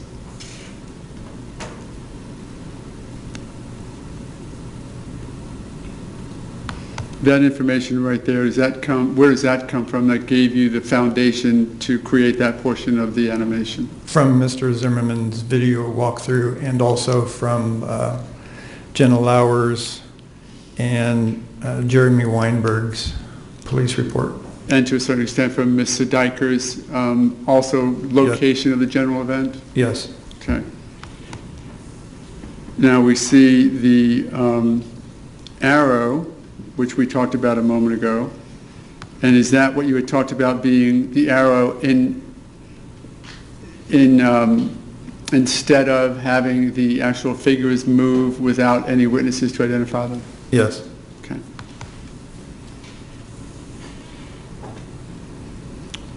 Let's stop here for 1 second. This is what we now know to be John Good's sliding glass door. Yes. Based upon additional communication either with me or with him, was his position in the area of the sliding glass door modified? Correct, it was. And if you would advise to the court how it was and why it was, how it was modified and why? Initially, I had him just coming straight out from the middle of the sliding glass door. But after his refinement of his position, I placed him on the left side, the left sliding glass door, 1 foot out from the middle of the door. And was that based upon the consultation regarding his specific testimony or his specific recall? The gentleman object to leading. I'm just trying to move it along, but I'll change it. Sustained. What was it based upon, and what information was given to you and from whom that helped you modify it? It was based on consultation with you and Mr. West on the feedback of Mr. Good in the placement of him in the scene. Did Mr. Good, from our conversation, look at a animation and then ask for modifications? Correct. And is that the modifications that were changed on here? Yes.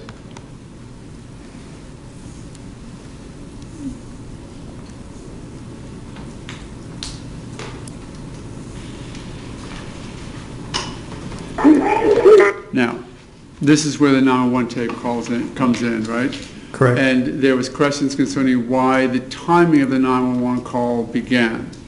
So, tell me, was there a point that existed in both Ms. Lauer's 911 call and Mr. Good's testimony as presented to you that was an intersection that allowed you to relate the two together? Yes, it was the gunshot.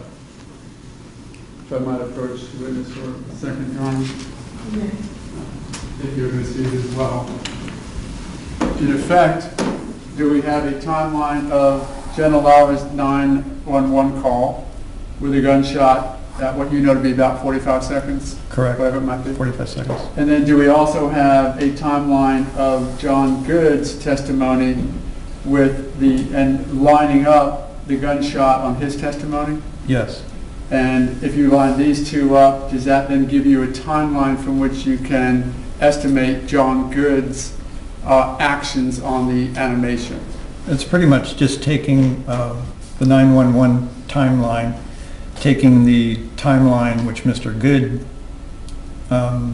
had with respect to the gunshot and just matching up that one event. Let's do that for a moment from your testimony and trying to relate these two. What information did you have from John Good as to where he was when he heard the gunshot and what he had done how many seconds before that?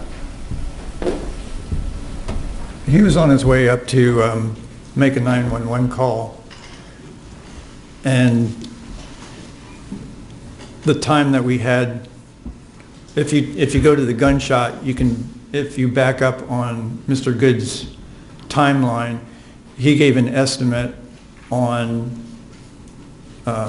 from when he went into the condominium till the time that the gunshot went off. Okay. And did you then simply, to, if you will, calibrate your animation to Jenna Lauer's phone call, did you then use Mr. Good's estimation of how long it took him to leave the area he viewed until he heard the gunshot before? Leading. Staying. You are, Well, I have a question, and let me interject, because in reviewing my notes, Mr. Good testifies that he also called 911, and he was on the phone with them and connected at or about the time of the gunshot. Was that used? Was that 911 call by John Good used in your comparison with the 911 call of Ms. Lauer? There was no gunshot on his 911 call. No, but his testimony was,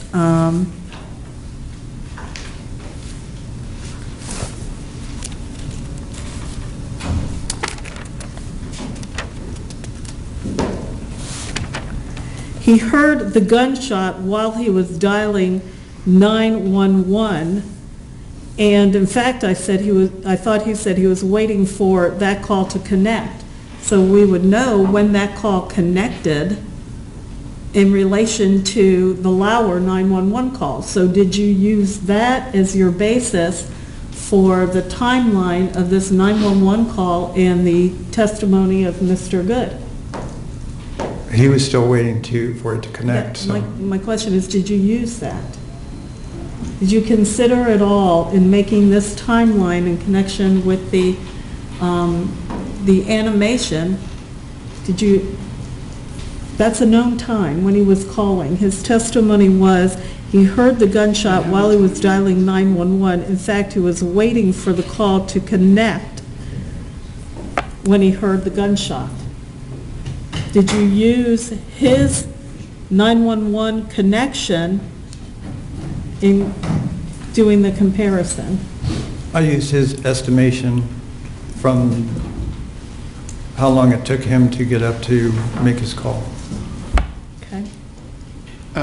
To further the court's inquiry, if you were to have the time of the phone call and estimate from there the time it might take to connect, would that help calibrate the animation even more refined? Yes. Okay. And would that be able to be accomplished tonight, for example? If I gave you the timing of the call?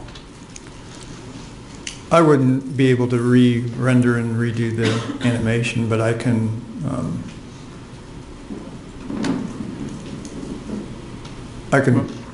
do some marking when he came in. Not to just discourse with you as you're on the stand, but if there was a few second difference, it would require simply moving the audio track of the Lauer call, would it not?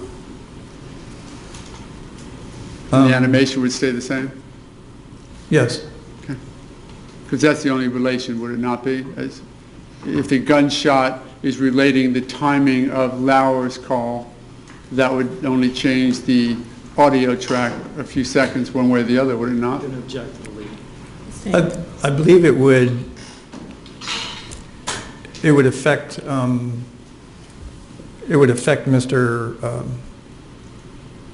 Mr. Good's time that he went into the apartment or into the condo. Well, let's go forward on that, presuming that your estimation of your use of his estimation as to how many seconds from leaving the view of the scene to hearing the gunshot is close to accurate. And Go ahead, because I don't want to interject what my notes say, but I'll do that in argument when you're doing your argument. Well, I don't want to miss an opportunity to clear up an inquiry if we can. It's the three of us right now. Is there any objection from the state? Objection as to the court asking questions? Yes. None whatsoever. Okay. My notes, and of course the record will correct me if I'm wrong, the only times that Mr. Good gave was that he was at home. It was between 7:05 and 7:15 p.m. when he was watching TV in his living room with his wife, and he heard the noise outside. The other times that he gives on cross was the entire time he was watching was 8 to 10 seconds. He doesn't say where within that time frame he saw the 8 to 10 seconds, but we do know from his testimony that he was dialing 911 and waiting for it to connect when he heard the gunshot. So I don't know how long he was in the house before that gunshot and he's dialing 911, and I don't know what the 8 to 10 seconds were if he says it was either 7:05 or 7:15. So the problem that I'm having to relate to that right now is the use of the Lauer 911 call in conjunction with Mr. Good's testimony. I don't understand where that timeline is coming from based upon John Good's testimony.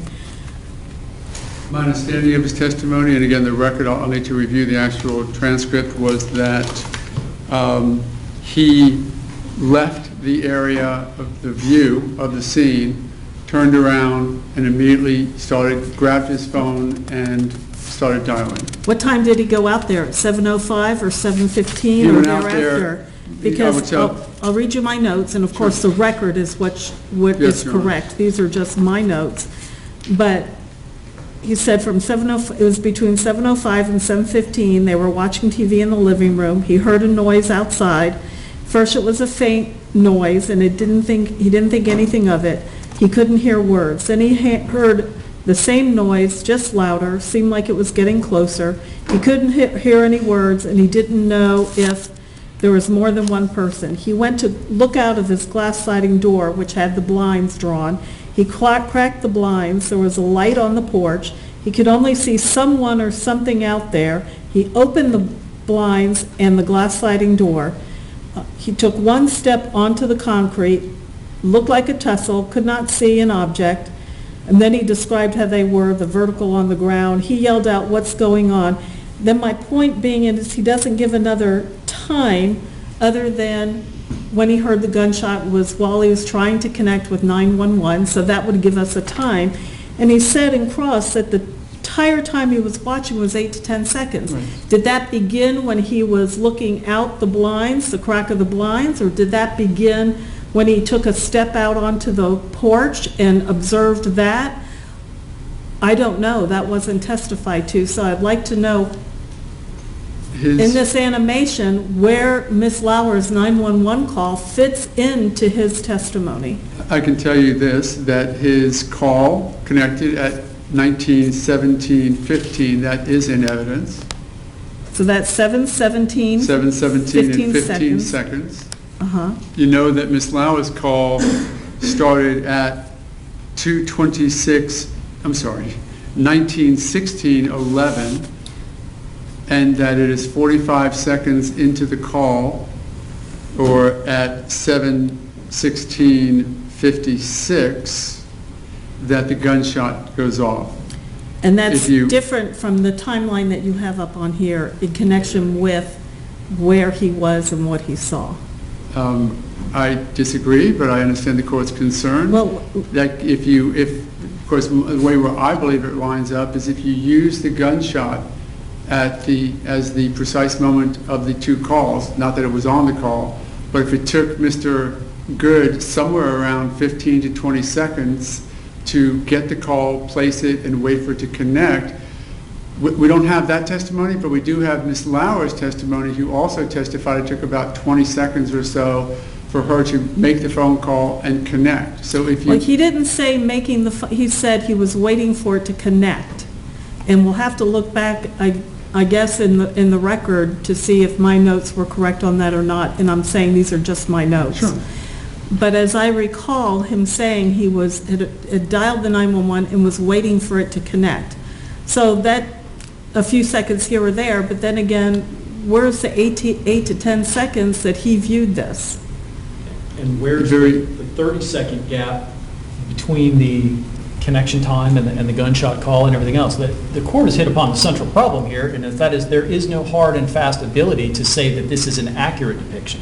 That's been the state's perspective all along. Well, and the case law says it doesn't have to be exact. But it has to be And, accurate. so I don't necessarily have a problem with other parts of it. Mm-hmm. But when you're trying to overlay a 911 call with the animation, I think it has to be closer to exact than not closer.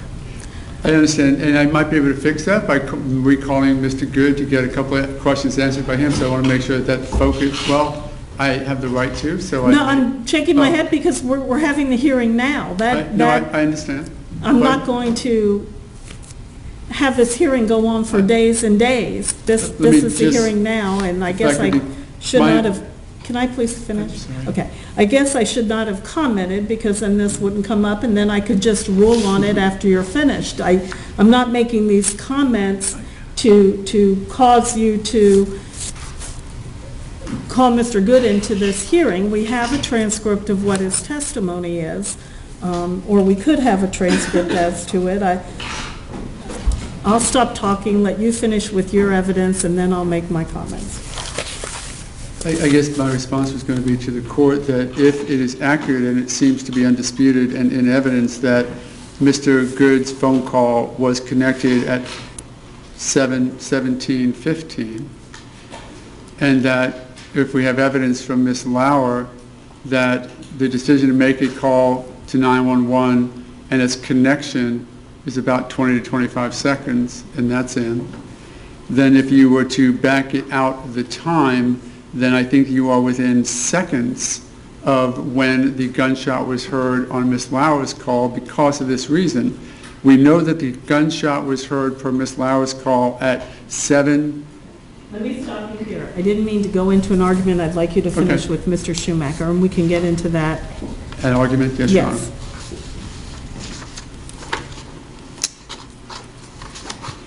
I think we're at the point where we took some time that, did you utilize Ms. Lauer's call and Mr. Good's testimony as to when, in relation to when he left the view of the scene, when he heard the gunshot?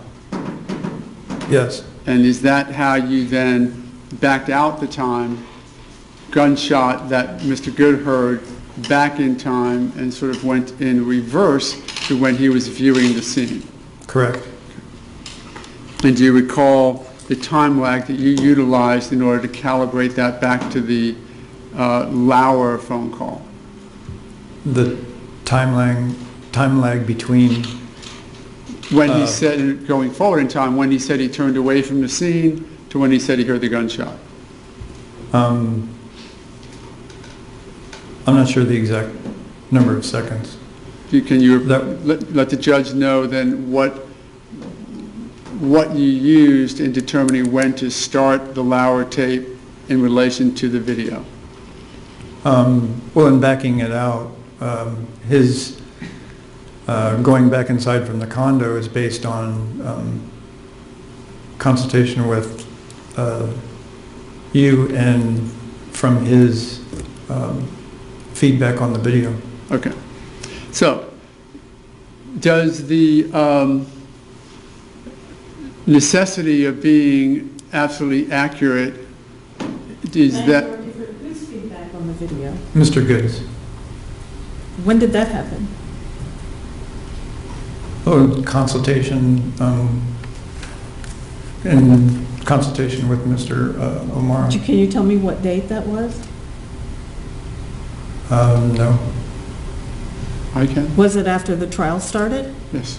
He was under sequestration as a witness, and he was subject to being recalled. And I was going to have him view the video to document it, and he said there were It problems was with it. consultation with changing parts of the video. Absolutely. As an Okay, expert. Go ahead. As an expert, Your Honor. Mr. Good's not an expert. No, Mr. Good's a witness under witness sequestration. absolutely. And he was being used to authenticate the animation, since it's his view. He had problems with it, and I attempted to address and fix his problems with it through this expert. None of which, by the way, has been disclosed to the state until this moment. Go ahead. Let's then go forward with the animation. On one, do you need police, fire, medical? Maybe both, I'm not sure. There's just someone screaming outside. Okay, what's the address that they're near? Please, is it in the Twin Lake homes in Sanford? Yes. We just talked about how this was calibrated, but let's move forward to the initial position. What information did you use to identify this as the initial position of the two? His comment about, the initial position of This Mr. position we're Zimmerman. looking at now. That was in consultation with you about some testimony. Okay. And we also at this point, or did you change this from true animation to still? Yes, just to eliminate, just to mitigate any random movements, because there was a lot of movements going on, so this was just to show the position, one person's position relative to the other person's position, according to Mr. Good. And was this then done in order to make it more accurate Yes, and to avoid any or other inaccuracies. Yes. Okay, and is it a male or female? And then what was this change from the first position to the second position dependent upon? Also based on consultation with you and from his testimony. And again, no animation at this point to avoid the concerns you just talked about? Correct. It sounds like a male. And you don't know why? I don't know why. I think they're yelling help, but I don't know. Just send someone quick. Say crap. Okay. Does he look, And advise the court, if you would, how the determination was made to use the third position. The third position was from consultation with Dr. DeMaio and also proximity to the prior position, which was just seconds before, and also to the items of evidence around that area. Did it also include the final resting place of Mr. Martin? Eventually. And is the one we're about to see, that last position, then related to this third position? Correct, which is marker number 6, which is one of the things that comes into play on the position is also you have a slope there. So it's interaction with the slope. Is that a slope that's better identified by one of the posters that were viewed by the court earlier? Yes. And as we're talking about that, does your computer program have such physical laws like gravity in it so that things will fall in the way they're supposed to fall based upon gravity? It does, but in this case, those physical properties were provided by the motion capture suit. Kurt? I can't see him. I don't want to go out there. I don't know what's going on. So they're sending him. Again, was the decision at this point not to have animation a change from a previous generation? Correct. It's just to show position. And this is the position, I'll continue it. So you think he's yelling help? Yes. All right, what is your serial number? Before we move, this is the position that was modified based upon your conversation with Dr. DeMaio? Yes. And to what extent, again, was it modified? Leaning over Mr. Zimmerman, just to verify that position with the And doctor. was the leaning over something you got from Dr. DeMaio based upon his viewing of the clothing and whatnot? Yes. And what he discussed with you was his anticipated testimony Correct. regarding the clothing and the positioning of the bodies? Yes. It says position number what? 3. 3? That was 3 on it. Thank you. And now it's about to go to the 4th. There's gunshots. And what you have identified as the after shot position, what information did you utilize to come up with that? That was their position based on Selma Mora's report of what she saw after the shot. Okay. Any other information, whether it be from Mr. Zimmerman's testimony, other witnesses' testimony, or eventual identification of the body location, was that used as well? It was also consistent with Mr. Zimmerman's video testimony. I see that there is a green circle. I've moved away from it to know the number. I think it's number 6. What is that green circle identified there for? That would be the location of Mr. Martin. Based upon what? Based on the marker from their total station data. Okay. All of these data that you use, these data points, are from their total station, correct? Correct. And what you added to was some of the grading? The slope, yes. To gunshots? Yes. How many? This one. Jimmy, get down. And why is it stopped right here at this location? That's the location of Selma Mora, and it's also from that viewpoint, the video uses a 50 millimeter lens, which is what a person perceives when they're looking at something. So this was to show her vantage point and what she would see. Okay. And then the screen goes black until the entirety of the loud call is completed? Yes. No further need for the lights, Your Honor, though I have some other inquiry. There was a concern raised about the lighting conditions. In your other experience with creating animations, are there times when you have to accomplish a lighting change or a weather change or something to make the animation worthwhile? Yes. Tell the court about that.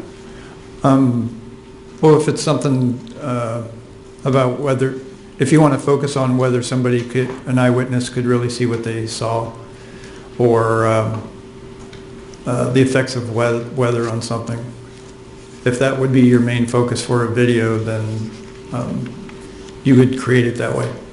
But the problem with that is, as you see in the courtroom here, there's ambient light, and it's really hard to get a totally accurate depiction of the lighting conditions. And So it'll vary according to what projector you use, and also even what printer you use if you're using posters. So in this video, the focus wasn't on reconstructing of the lighting, but it was more important to see what detail, the detail of what was going on in the video. Was this animation then created with that, if you will, artificiality so that it could actually be viewed by those people who have to view it? Correct. Obviously, it's much lighter in the animation than it would be that night, correct? Correct. Did you attempt to make it accurate in other ways, such as utilizing a proper weather that was available to you for that night? Yes, I added rain to it. What was that based upon? That was based on historic weather data that I got, And that I did you received. add any wind to it to the extent it may have had any impact? I didn't add wind to this. It was 7 miles an hour going northeast. Was there anything that wind, in your experience, that wind would have added to or subtracted to in an animation of this nature? None in this case.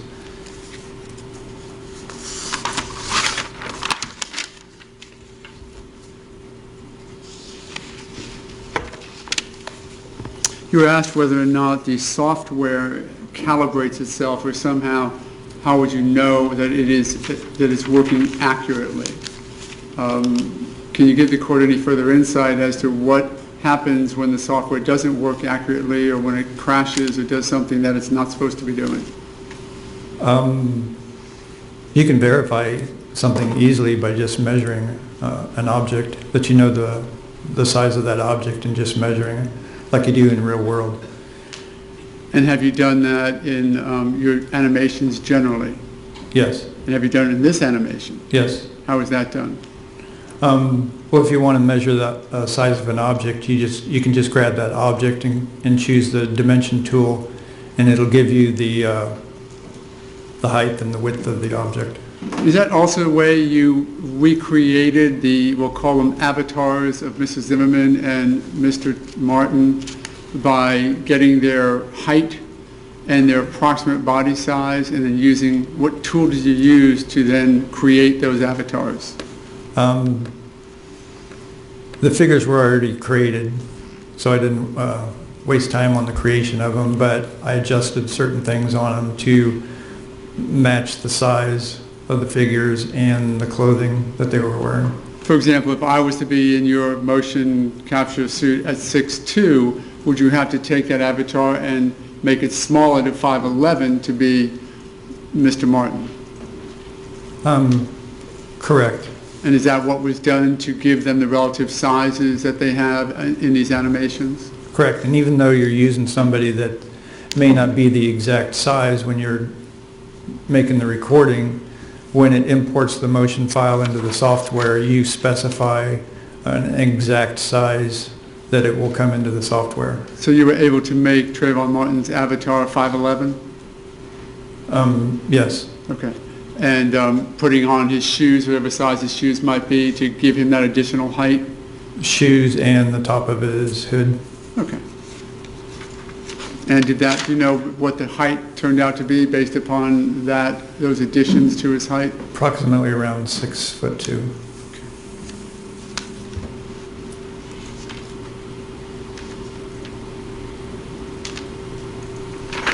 In the still that you used concerning the moment of the shot, with that view that you had of it, would a gun in Mr. Zimmerman's right hand have been visible?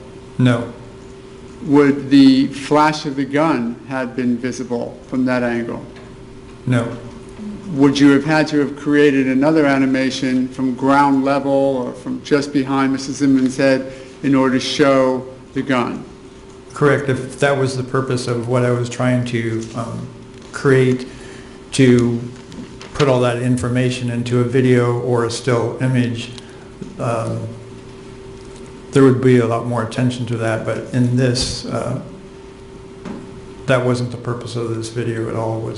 There's other people that can testify to the gunshot and the positioning of the gun and all that. This was just to show the position of who was on top and who was on the bottom. And what was the purpose then? What was the purpose of doing it limited to that?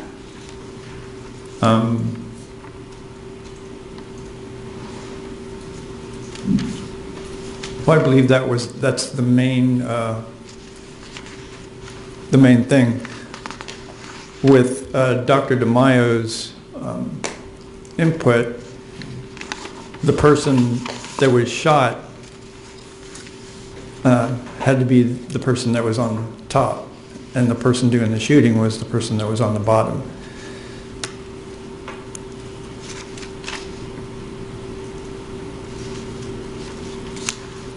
Just a moment, Your Honor.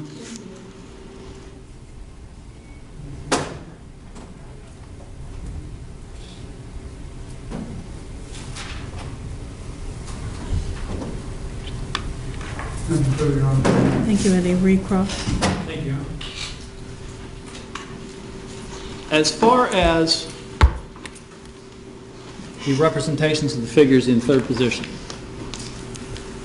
I noticed that between second position and third position, the positions of the hips relative to each other change. Correct. Okay.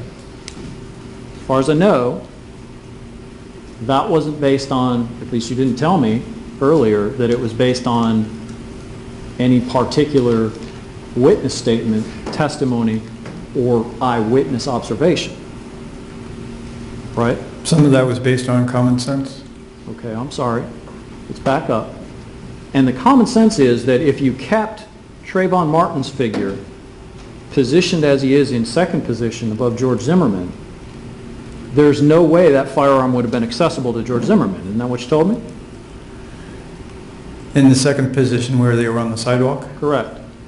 Correct. So you had to move them in third position in order for the George Zimmerman figure to be able to even think about accessing a firearm that would have been carried on his right hip inside his pants. Right? Correct. And you didn't do that based on any actual testimony. You said you just did that to be able to put those figures in a particular position. They were in position relative to each other. The position they were in when Dr. DeMaio mentioned about that, Mr. Martin being shot, and also accessibility of the gun. Did Dr. DeMaio testify to your knowledge about accessibility of the gun? That's common sense. I'm sorry, did he testify about it, or is this just another assumption you're making? He didn't, I didn't hear his testimony. In fact, nobody did, as far as you know. I didn't hear his testimony, so you're asking me about something that I had no knowledge about. You had no knowledge about it, but you included it in that animation. The gun had to be accessible. That's That's assuming. common sense. Well, if the gun had to be accessible, if we assume that in fact the figures were positioned as you had placed them. Right? Correct. So it's another assumption. So that built the in. gun is accessible. Right. If, for example, the testimony was, or a statement was, or some evidence was, that the Trayvon Martin's figures were up at the armpits of the George Zimmerman figure, obviously the gun would in no way be accessible, right? Not only the gun, the accessibility of the gun, but you're also talking about the position of the of Mr. Martin when he was shot. So it would be impossible. So you're telling me you couldn't create an animation to fit that scenario. With him straddling the shoulders of Mr. Zimmerman in position 3, no. Right. That's a scenario that wouldn't occur. And as for position number 3, I think we talked earlier about in order to depict their angles, when you have them, when you have the angle of the shot being, I think as you put it, 90 degrees earlier, straight in, Yes, that's what the coroner, also in the coroner's report. okay, not left to right or anything like that, straight in, right? He mentioned 90 degrees front to back. Okay. But he mentioned 90 degrees front to back, but in my conversation with Mr. DeMaio, he mentioned 90 degrees, but slightly from, I believe he said from very slightly left to right. So you have notes of your conversation with Dr. DeMaio? Just one. Just one? Is that the only note you took? Yes. Just that about the 90-degree angle or not? I already knew about the 90-degree angle from the coroner's report, so it wasn't, I didn't have to retain that. What I'm asking is you just opened up a folder and looked at something. I'm just wondering what it was. It was just my note on left to right from Dr. DeMaio. Any other notes you have from Dr. DeMaio? Just that. Just that. Okay, so the position in position 3 that we've seen, we talked earlier about how the bodies had to be some distance apart from each other. In other words, the chests of the figures, for example, had to be a distance apart. Correct. Because you have to account for not just the clothing differential, right? Correct. You have to account for the length of the arms involved, right? But you don't know what position the arms were in. Exactly. And you have to account for the length of the gun involved, right? Well, you're talking about a lot of different variables that I didn't portray in this video. I understand. So none of them are accounted for here, right? The main thing that's accounted for with this is Mr. Zimmerman and Mr. Martin, their positions, and the position of Mr. Martin over top of Mr. Zimmerman. Yes or no, none of those variables I just mentioned are accounted for in any way in that third position animation. Variables in relation to the bullet trajectory and The spacing of the bodies, the lengths of the arm, the length of the gun, the distance of the gunshot clothing, all of that. It's not accounted for there because all you want to do is show the position of the bodies, right? position of the bodies consistent with Dr. Mayo's consultation. Okay.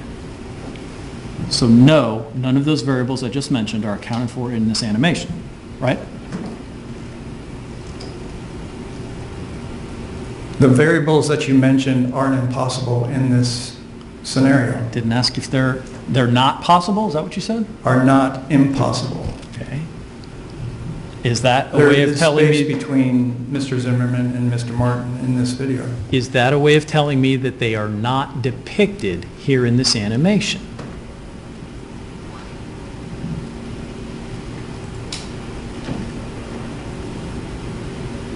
They're in this animation, but they're not expounded to the point that you're talking about. So I can tell from this animation. You can tell, I can tell from this animation the length of distance between, for example, the gun, the ground, the body of Trayvon Martin. I can tell all that from this animation.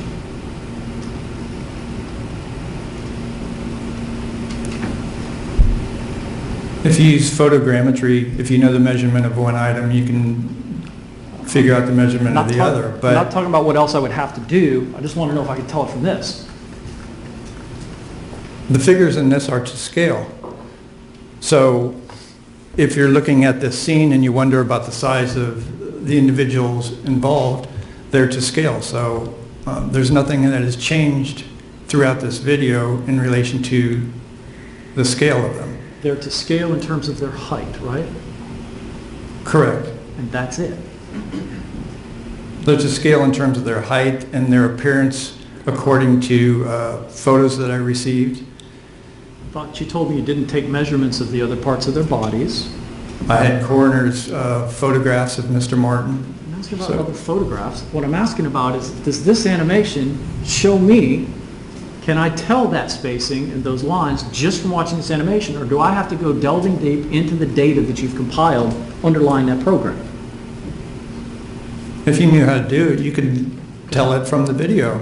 Let's assume I Through- don't, let's assume the judge doesn't, let's assume that the jury doesn't. That wasn't the purpose of the video. That's why you're not looking at what you're trying to look for. Thank you. You're looking for something that's not in the video and expecting something that wasn't the purpose of the video. It's not there, right? The purpose of the video isn't to examine the bullet trajectory and the location of the gun. The purpose of the video is to show relative positions from one person to the other and the position of Mr. Martin on top, where he had to be consistent with Dr. DeMaio's testimony when the gun went off. Would it shock you if Dr. DeMaio might have testified that there was another position possible for those two bodies? He mentioned that there was a variable of about 2 inches. That's it? Correct. No other questions, Judge? Thank you. Any redirect? May Mr. Shoemaker be excused? Yes. Thank you very much. You're Thanks. excused. Any other witnesses from the defense? Any witnesses from the state? No, Your Honor. Let's have argument.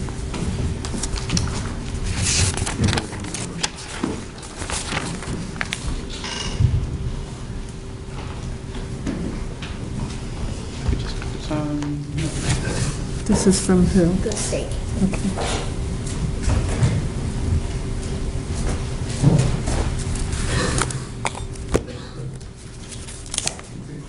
Are we in a presentation under Daubert that you want that initial, or are we talking about applicability to this case in this animation now? It seems we've gone one to the other and maybe back.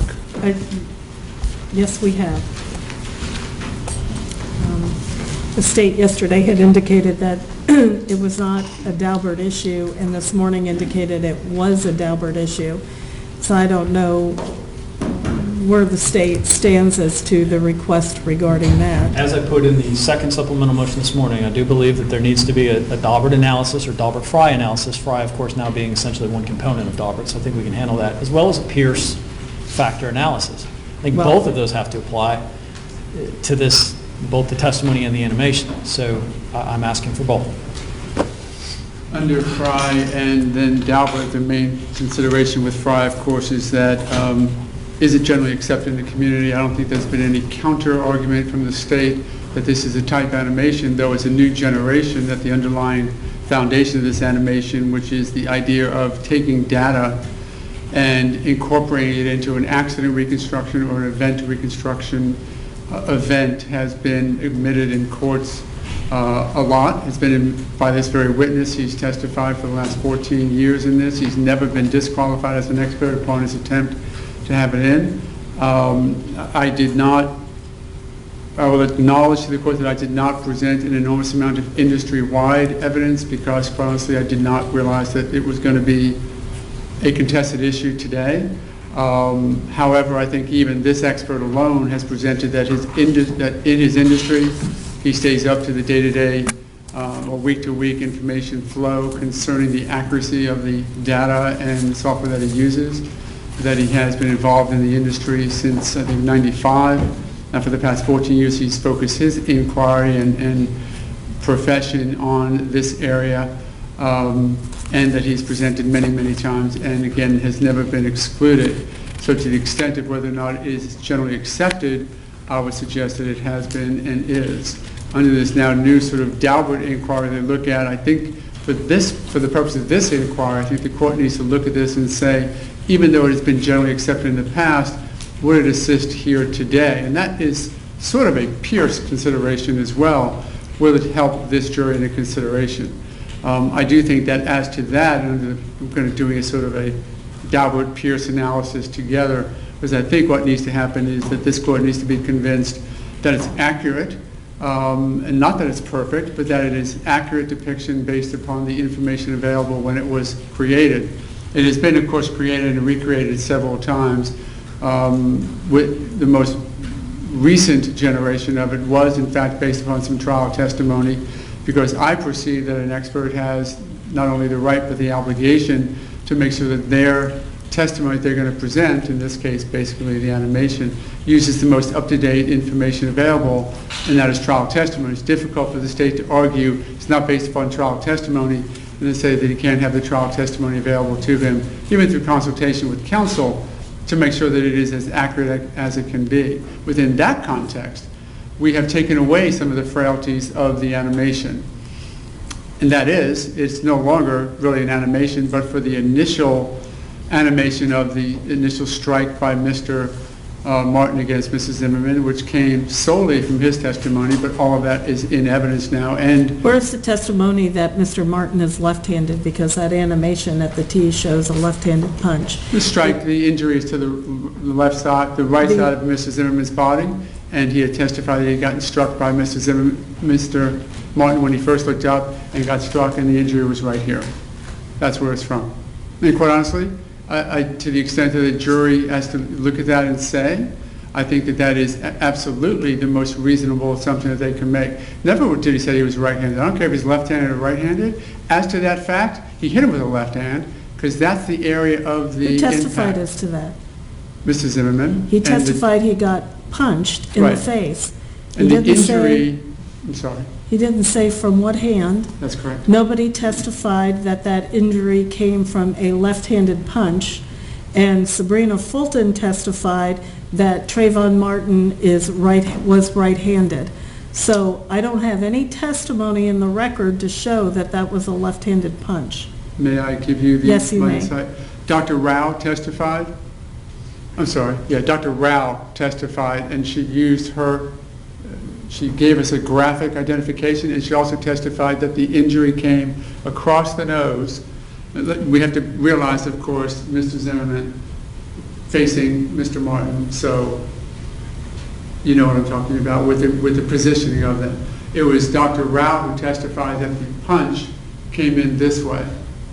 She actually said it went up, which we have contraindications of by Dr. DeMaio, but she testified that the punch came in effect, from left to right because it hit him right here, and she testified that the abrasion was on the inner right side of Mrs. Zimmerman's face caused by the knuckle. So to the extent that you're looking for evidence to support that, certainly there's no evidence to support anything else. Ms. Fulton said, my son is right-handed, but that means that might be the hand you want to use first. I don't know. But the specific evidence from the medical examiner, Dr. Rao, was that it came from the left side and hit Mr. Zimmerman on the right side of his face. So that is what is the basis for the left strike in that animation. So are you saying that nobody could ever hit somebody with the right hand and cause that injury coming from the left side? Well, I think that, I tell you what, yes. Now, I don't know if that means that the animation is invalid, but I just have to get it this way by asking Mr. Manchow to stand up for a second. And if he's going to swing at me with his right hand, I suppose if I turn this way, somehow it might come across. So yeah, so yes, it could be.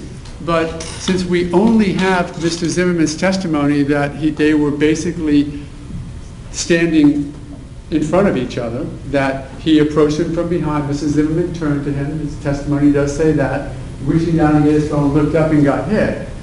That testimony seems to be that they were face to face. Could Mrs. Zimmerman have turned all the way around this way and then Mr. Martin's right hand got him like that? Yeah, that's a possibility. I think that the testimony would suggest, both when we look at Mr. Zimmerman's testimony that he was basically face-to-face and Dr. Rao's testimony that the more likely event was a left-hand throw. I didn't hear her say more likely event it was a left-hand. No, I just said that. Okay, you said her testimony was. Oh, no, I said with her testimony, Okay. then there was my words, it's more likely a left-hand throw. So that was where that part of the animation was created. So we have that part of the animation, and then we took out some of the more concerning parts of what is animation, because after that part of the animation, really what it is still photos or still animations based upon specific testimony. And yes, that was modified based upon John Good saying in his testimony that it happened in certain relation to the 911 call of Ms. Lauer, which is why that was placed in to give context to it. And the main reason for that context is because we know that we have a reverse timing of when... Let's talk about Ms. Lauer for a second, because in my notes, it does not indicate that she saw anything. No, of course you And don't. Mr. Schumacher is testifying that the testimony at the T, or the figures at the T, is based upon her, I don't know if it's the first illustration or whatever, it's based upon Ms. Lauer's testimony. She's never said that she saw anything. No, she said she heard. Well, but hearing and seeing, and the animation is presented by Mr. Schumacher, he said, based upon her testimony. If Of where we she all heard. only know what she heard, and none of us know what she saw, how do you get that position in? Okay. Here's my response. Ms. Lauer testified that she believed that the altercation that she first heard, which was the back, forth, and back conversation, occurred out of her condominium to the left near the T intersection. I can pull up her exact testimony because I think we actually have it, but generally She testified on that date, the bamboo blinds were drawn down. She and her husband were at home around 7 p.m. She was watching TV in the living room. She was on the love seat facing the glass sliding door. Whether it was raining, the glass sliding door was open. Her view to the backyard was obstructed at night by the blinds. She heard voices from outside her backyard, couldn't tell the words. The voices were coming from her left, sounded like a loud talking. Voices sounded like the same volume, tone, more flustered than confrontational. She muted the TV. She heard scuffling around like sneakers on pavement or grass, combination of pavement and grass. She gradually went to a grunting noise. It gradually turned into grunting. At first it sounded like people standing up, and then sounded like wrestling, rolling on grass. And that's when she decided to call 911 as soon as she heard the scuffling noise. And it took her about 30 seconds to connect to 911. She didn't say she saw anything. She could tell the voices were coming from her left, and she could tell that it got closer because it got louder. First vertical, then they were scuffling around pavement and grass. She never said she saw anything at all. That animation is placed in that location based upon what she said, where she heard it come from. And I think if you go further in your notes to where the cross-examination occurred, I talked to her about the first, there were the three parts of the conversation, sort of like the red car, blue car, red car was the way I presented it to her. So hopefully those are in your notes as well, because in my conversation with her at that point, I focused her more on the beginning, the initial conversation beginning at the T intersection. My point being that that animation position, Mr. Schumacher said, is based upon Ms. Lauer's testimony. Of what she heard, where she never saw anything, but she heard it. Okay, can I see that position again? Oh, Would they still work? Yes, it would help. Okay. Yeah. One second, I'll just give you something to look Thank at. you.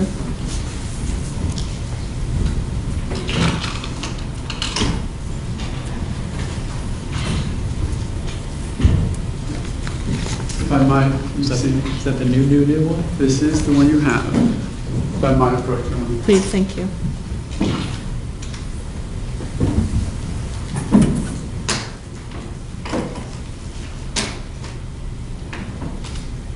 So that's a trial testimony that was, Can I keep this up here Yes, so I can please. refer back to it? Thank you. so in any case, that was, you're right, she did not see anything. And yes, in that sense, the particular placement is an estimate on voice. But I think in her cross-examination, when I cross-examined her, she was more specific that it happened in the area of the T intersection. And is it 4 feet away, 6 feet away? But that is a frailty of the animation based upon non-visual testimony. So then the question under this Daubert-Pierce matter is it accurate? And we're talking about that now. The other accuracies of it were limited by, we used John Good's specific recollection as to he testified at trial to these sort of 3 different positionings. That's where we got it from, where he said, first they were sort of vertical, then they were sort of, he didn't get the words right, but parallel and on top of the pathway, and then they were further down, and that's where 1, 2, and 3 come from directly. Then he left. And we kept them in that position because there is no other evidence to support changes. Could they have jumped up, gone 10 feet, and run back into the same position? I guess so, but there was no evidence to support anything but what John Good last saw, so we kept it static. And then the positioning was changed slightly, and only, I think, from more like this, which was the mounted position that we saw before, to more like this because of Dr. DeMaio's anticipated testimony that the shot went in, but that the gravity effect of the shirt and the can in the shirt and how that would pull it down made sense. Again, I argued to you yesterday when we were talking about this, could it be like this? Yes, now we know from Dr. DeMaio's testimony it might be like this, but that as the bodies go up, then the can pulls it more straight down, and so the idea of having it billowed with gravity means it's more like this. Is it an estimation within that context? I acknowledge that. But at least Dr. DeMaio's testimony lessened the angle much more so because of the gravitational effect on the can. And that's quite honestly it for the animation as far as whether or not it's accurate, because that's a premise for whether or not it would assist the trier of fact. And I would suggest that with all of the information that we have in this case, and with the various witnesses, none of whom are direct witnesses except for Mr. Good, but all of whom have almost this vantage point changes to offer to it, that an attempt by the defense to present that in a way that does in fact support the defense presentation of what happened, and we have now I think presented an enormous amount of evidence to support that that animation is accurate and would help the trier of fact in presenting the way the defense says the case happened in comport with the facts, that it would in fact assist the trier of fact in trying to get an understanding, a graphic understanding as to how the situation unfolded that night and how things may have ended. So to the extent that Pierce requires that, I think But the distinction in Pierce is that the state, whether it's the state or defense, is not the distinction. It is that the state intended to introduce that into evidence, and the court ruled that it would be demonstrative only. And it seemed to make a difference in the analysis that the court did based upon that, because it did not go back to the jury as evidence in the case. It was used for demonstrative to assist the expert in their testimony. I agree that's what the Pierce court did. I did not find that the Pierce court outlined an exclusion for it becoming evidence, just as the state has entered into evidence their timeline. If it is accurate, if it would assist the trier of fact, This court has already, in this case, allowed a presentation to be presented by the state in putting together various facts in a graphic way that I presume that they believe assists the trier of fact in some way that helps their case. That's exactly what an animation is, and there's no reason why it shouldn't be admitted into evidence. I do agree with the court. I think Pierce made a distinction between the two, but I don't know that it was a ruling that, I can't imagine it being a ruling to suggest that information cannot be entered as evidence. I think in that case, they decided not to. Just to make sure that we follow through the criteria of Pierce, I do think that he was qualified as an expert. He's been qualified in another state and counties before, and that it is certainly applied to the evidence offered at trial. Again, Pierce, while it says that, we know that it's not strictly limited in that the evidence has got to be, the animation has got to be consistent with the evidence. It can't go into some matter that is not otherwise presented to the evidence. It can't show something that for which there is not an evidentiary support. Does it need to be a perfect frame-by-frame rendition of the evidence? I don't believe that Pierce or any other case suggests that it needs to be that. It just needs to be accurate. It needs to fairly depict the circumstances to which it suggests it does. And are there frailties to it? Yes. Is one frailty the fact that if this was in real light, it would be all dark and black? Yes. Is that something that I would then need to explain to the jury, as with every other piece of evidence? You have to take it in the context. A gun out of a holster doesn't mean anything when the evidence suggests a gun in a holster? Sure.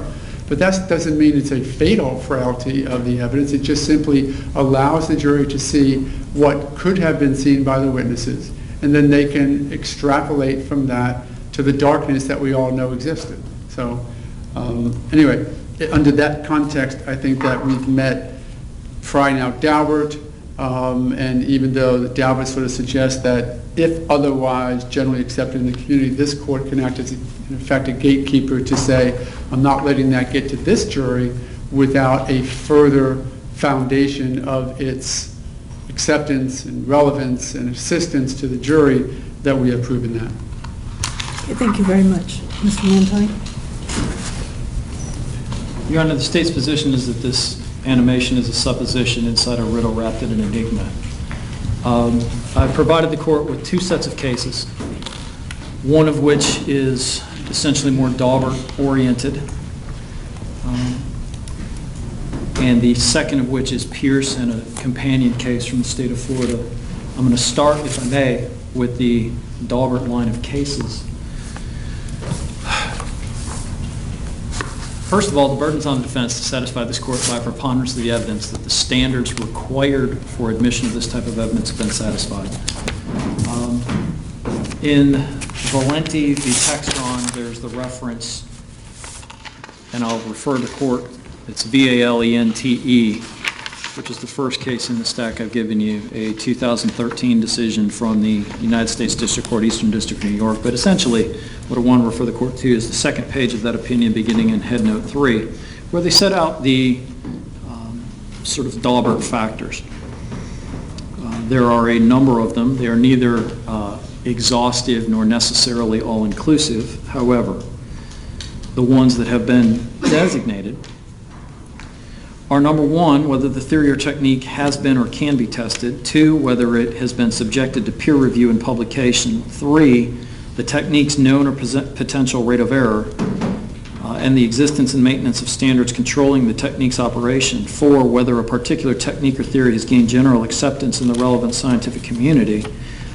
And I would further posit that then there becomes a question of whether the methodology is either proper for this case or properly applied to this case.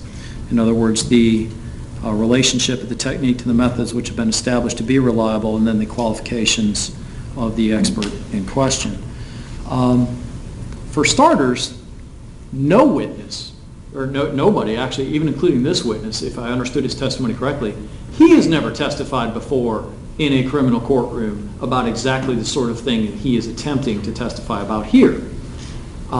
He has at times put things together or consulted with attorneys, but this is the first time ever with these motion capture suits in conjunction with the other things that he did, that he is attempting, even he, attempting to do this. And nobody else, by his own testimony, in his entire industry, does exactly what he does with the same methodology and same equipment. Now, we could quibble about whether or not all of this is a new generation, but that's not what the witness said. What the witness said was, I've never actually testified under circumstances like these before, about circumstances like this before, nor do I believe, since I'm the only one who does any of this, that anybody else has. And it's kind of right. Secondly, as it relates to this, I'm going to refer to the next page of the Valenti opinion, where they go on to quote some additional cases, but at the very beginning, top of that left-hand column, they give you a quote from GE versus Joyner, which was the United States Supreme Court case from 1997. Nothing in either Daubert or the Federal Rules of Evidence requires a district court to admit opinion evidence which is connected to the existing data only by the ipse dixit of the expert. Court may conclude that there's simply too great an analytical gap between the data and the opinion proffered. And I submit that's sort of what's going on here, and we've been having these conversations about the gap between the data of the 911 call vis-a-vis the animation, and the gap between the actual testimony of witnesses. And Let me interrupt you, just Yes, Your because I Honor. interrupted Mr. O'Mara, and I don't mind interrupting people. Fair is fair. What would be the difference if this Mr. Schumacher came off the stand and did a drawing of what he considered to be the crime scene investigation? The computer just is assisting that drawing. Well, I put it this way. It's not exactly just assisting the drawing. This witness couldn't draw a correlation between alleged 911 recordings and the perspective of another witness. Well, I'm not talking about that. You're talking about his use of the computer program and software. I don't agree at this juncture that that is necessarily falls within the Daubert test, because this witness could make those drawings. The issue of relating the 911 call to the animation is maybe a different argument, but what would prevent the defense from having this witness testify to crime scene reconstruction, get off the stand, take an easel board, make a drawing, and at the same time having that witness playing the 911 call and saying to the witness, could you point to where you believe that these events occurred on there? We wouldn't. That's the difference between whether it is a Daubert or it's just an admissibility issue. The best answer I can give the court is we wouldn't have to be worried about whether or not the drawing is purported to be accurate. The reason that this animation is being asked to be used as substantive evidence, as well as a demonstrative aid, but substantive evidence, we wouldn't have a witness step down, draw something on that easel, submit it as an Okay, exhibit. let me interrupt you again. Yes, Your Honor. If the court were to allow it only as a demonstrative evidence, would you have the same argument? I would have the same argument from a different point of view. In other words, I think the standard is much higher for submitting it as an actual exhibit, and I think there are more hurdles to jump. I would still be objecting for some of the same reasons, although Would not you all. be objecting for a Daubert determination if it were demonstrative? I think probably not, because I think Daubert really applies to evidence that's going to be given to the jury. If I'm assured that it's not going to be given to the jury, I think since it wouldn't be testified to, it would be, if we're talking about using it as a demonstrative exhibit, the witness who would do that, Dr. DeMaio, about the position of the bodies and things, has already testified and done it. He didn't need it. He testified quite clearly to his positions on, or his beliefs and opinions about the positions of the bodies and things like that without even referencing this. He didn't need it. All the other witnesses testified and they didn't need it. So I would say that I wouldn't necessarily mind if counsel wants to use something sort of like this, I guess, as part of a closing argument, if that's the kind of demonstrative aid we're talking about. But I think my objection to it being a demonstrative aid is, one of the foundational issues in that regard is it necessary for the witness to help explain their opinion? And the only witnesses who would need it have already testified and didn't need it. What we're now talking about, I guess, if we're talking about, for example, the idea that Mr. Shoemaker would come in here and use this as a demonstrative aid to explain his own testimony is only a function of what he's been told by the lawyers and everything else. There's nothing that would be required for the witness testimony to be explained by this. It would simply be a reinterpretation of what has already gone before by that witness. That would be inappropriate from the state's perspective. That's not the use of it. That's not the purpose of a demonstrative exhibit. So that's a long answer to the court's short question, but I think I make that position clear. It depends on sort of demonstrative aid meaning exactly what. If it's used by counsel closing argument, different story and a different analysis altogether. If we're talking about a witness, not Mr. Shoemaker, coming up, playing this thing and telling everybody what he thinks it means, yes, I do have concerns about that. And I think some of them are Daubert related. But he wouldn't have to, if it's not substantive evidence, meet every one of the Daubert prongs. I'll agree with that. Go ahead. Okay.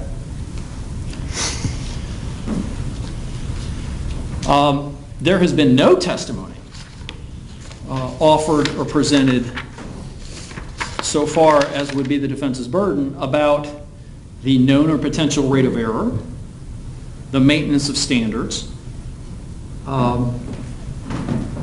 anything about peer review and publication. What we've heard is that they use it for the movies. Great. This is a murder trial. This isn't Casablanca. I mean, we're not talking about, this isn't Iron Man. It's one thing to say, I'm going to strap suits on people and create a complete work of fiction.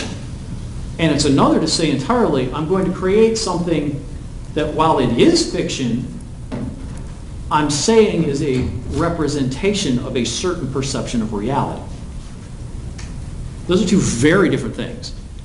So there's been nothing submitted as it relates to whether or not these things satisfy those prongs. Further,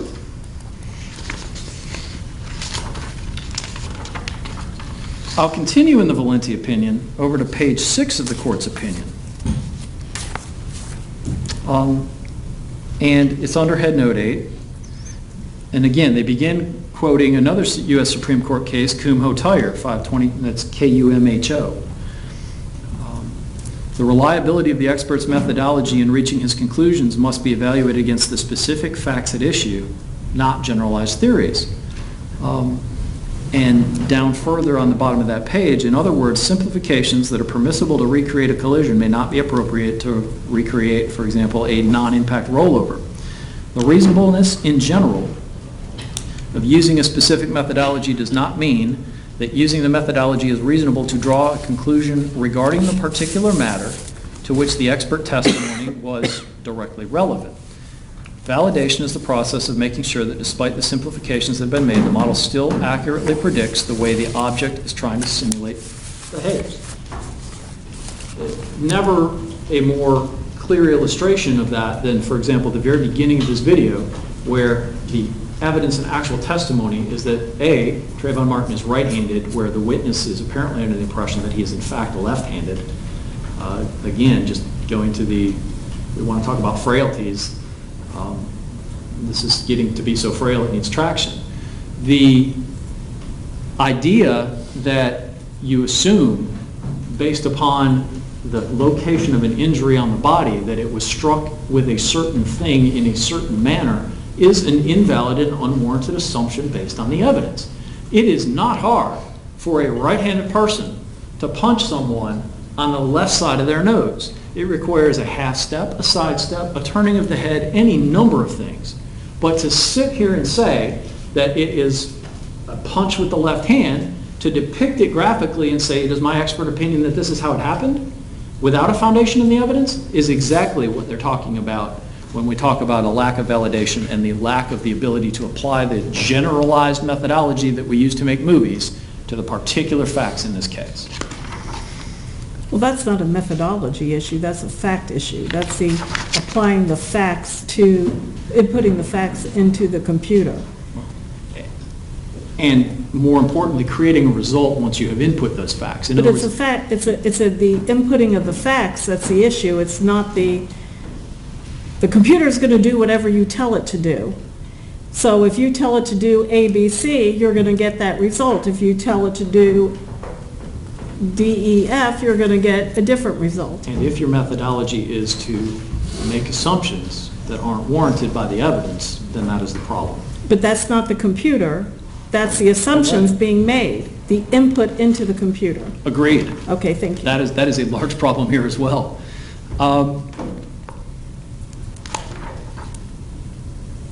Moving to page 8, again, peer review. There's been no testimony about that. Page 9, error rate, unknown, cannot be determined. No testimony about it. Nothing involved in this case. Moving to page 13, the next factor, reliability and relevance. They're talking in here about a particular expert, one of several that were discussed in this case, and I'm going to refer to the right-hand column beginning with the first full paragraph. In this case, that expert merely reiterates without any basis the conclusions that plaintiffs seek to advance in this litigation, which is not proper expert testimony. Expert testimony should not merely reiterate arguments based on inferences that can be drawn by laypersons. Those can properly be advanced by the parties in their summations. That is, again, exactly really what this is it is an attempt to have an expert in graphic design come in here and advance the arguments that are being presented by the defense, both most of his input coming directly from the attorneys. I won't even get into the whole violation of sequestration issue at this point. Or from a 20-minute phone call to a witness who hadn't testified yet, and I think the court has figured out by now, his testimony today isn't exactly what this witness had expected it to be. So when you've got the situation where the expert just comes in and reiterates the arguments, the positions of the bodies, the space that must be between the angles at which they must be, the particular placement of the hips, those are arguments. There's no eyewitness testimony to any of that. Those are arguments that are being advanced by counsel based upon what they claim are inferences. The gun had to be accessible, so it's common sense inference. Well, that's a question for the laypersons on this jury. That is something they should be doing, and that is something counsel can argue to them, but it's not the proper subject of expert testimony.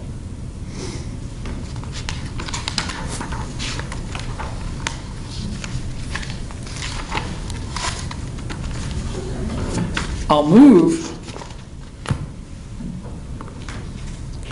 to, I think it's the third case, and that's the Scordill, S-C-O-R-D-I-L-L case, which is a district court opinion from the Eastern District of Louisiana. And again, these are cases that sort of discuss the applicability of Frye factors to situations such as we have here, and it's beginning up on, I think it's page 5 of the copy of the court's opinion, under B, demonstration videos.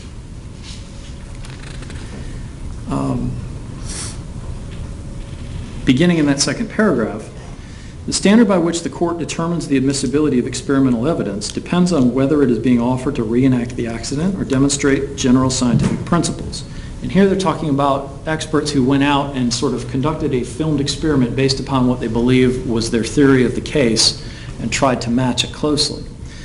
Continuing into the next column, if an experiment recreates conditions similar to the accident but does not intend to replicate it, the court will balance the probative value of the evidence against the potential for misunderstanding by the jury, take steps to minimize the misleading effects. Further on down the line, and here we get to sort of a Rule 403 analysis, at the bottom of the last, or the beginning of the last paragraph on the page, the court concludes the video demonstration is likely to confuse and mislead the jury, and its prejudicial effect substantially outweighs its probative value.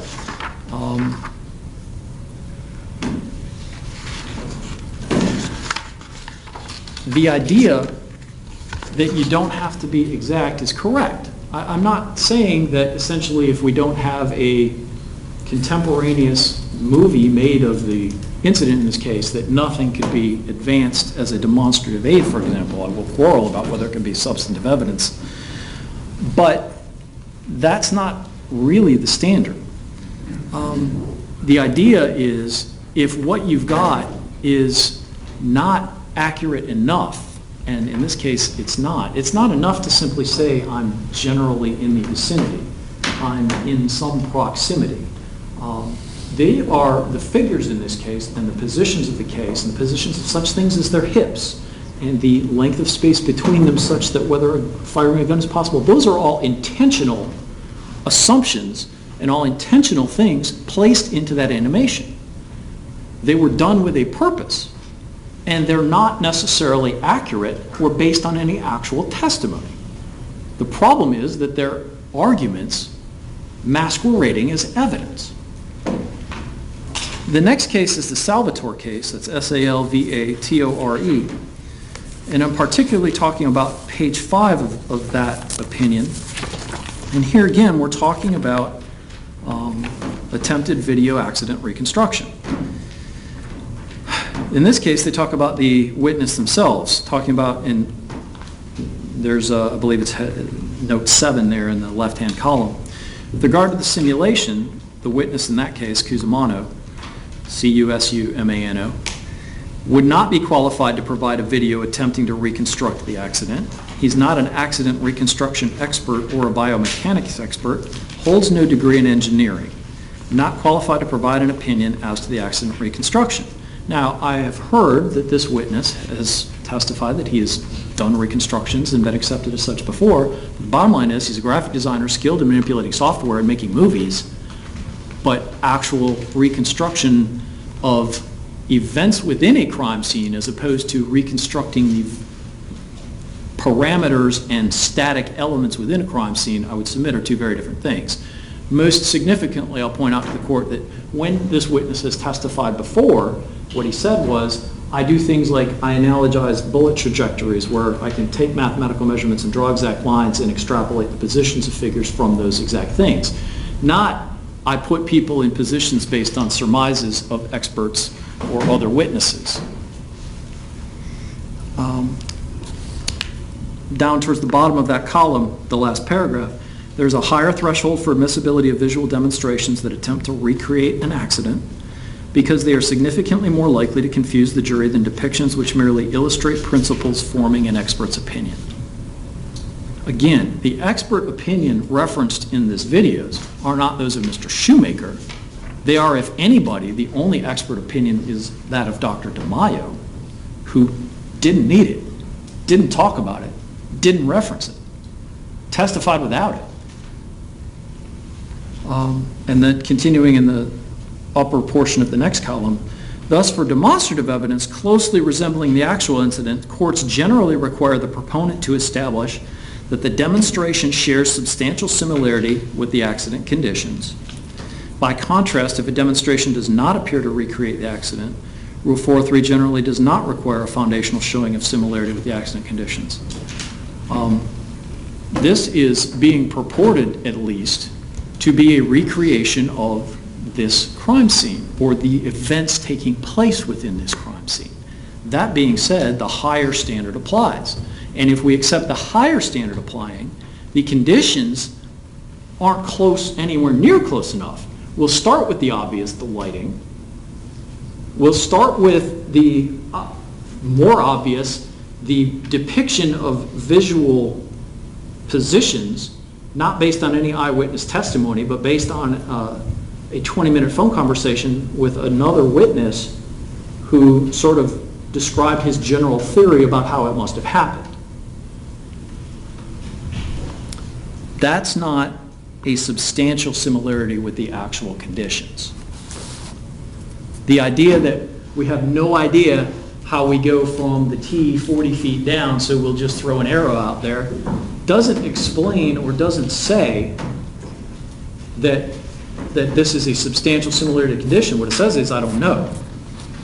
And that's really where it ought to stop.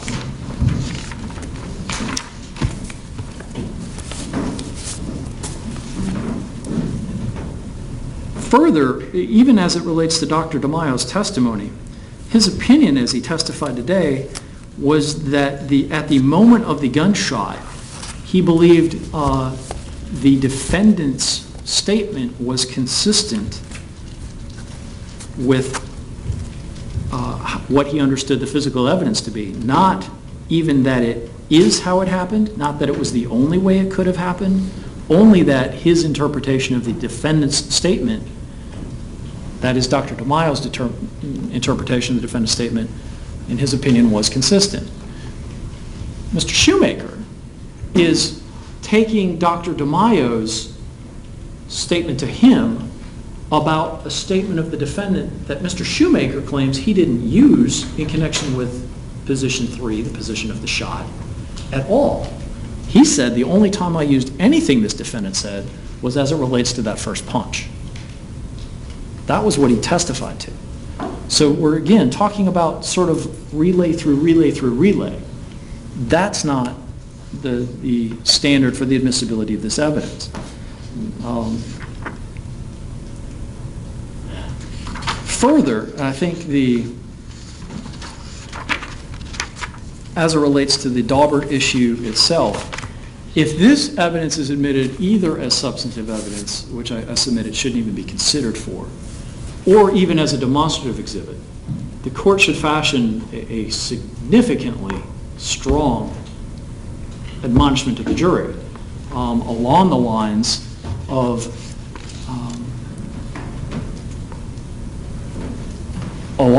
of this is not pretended to be an accurate depiction of the events. This is a representation of a possible scenario.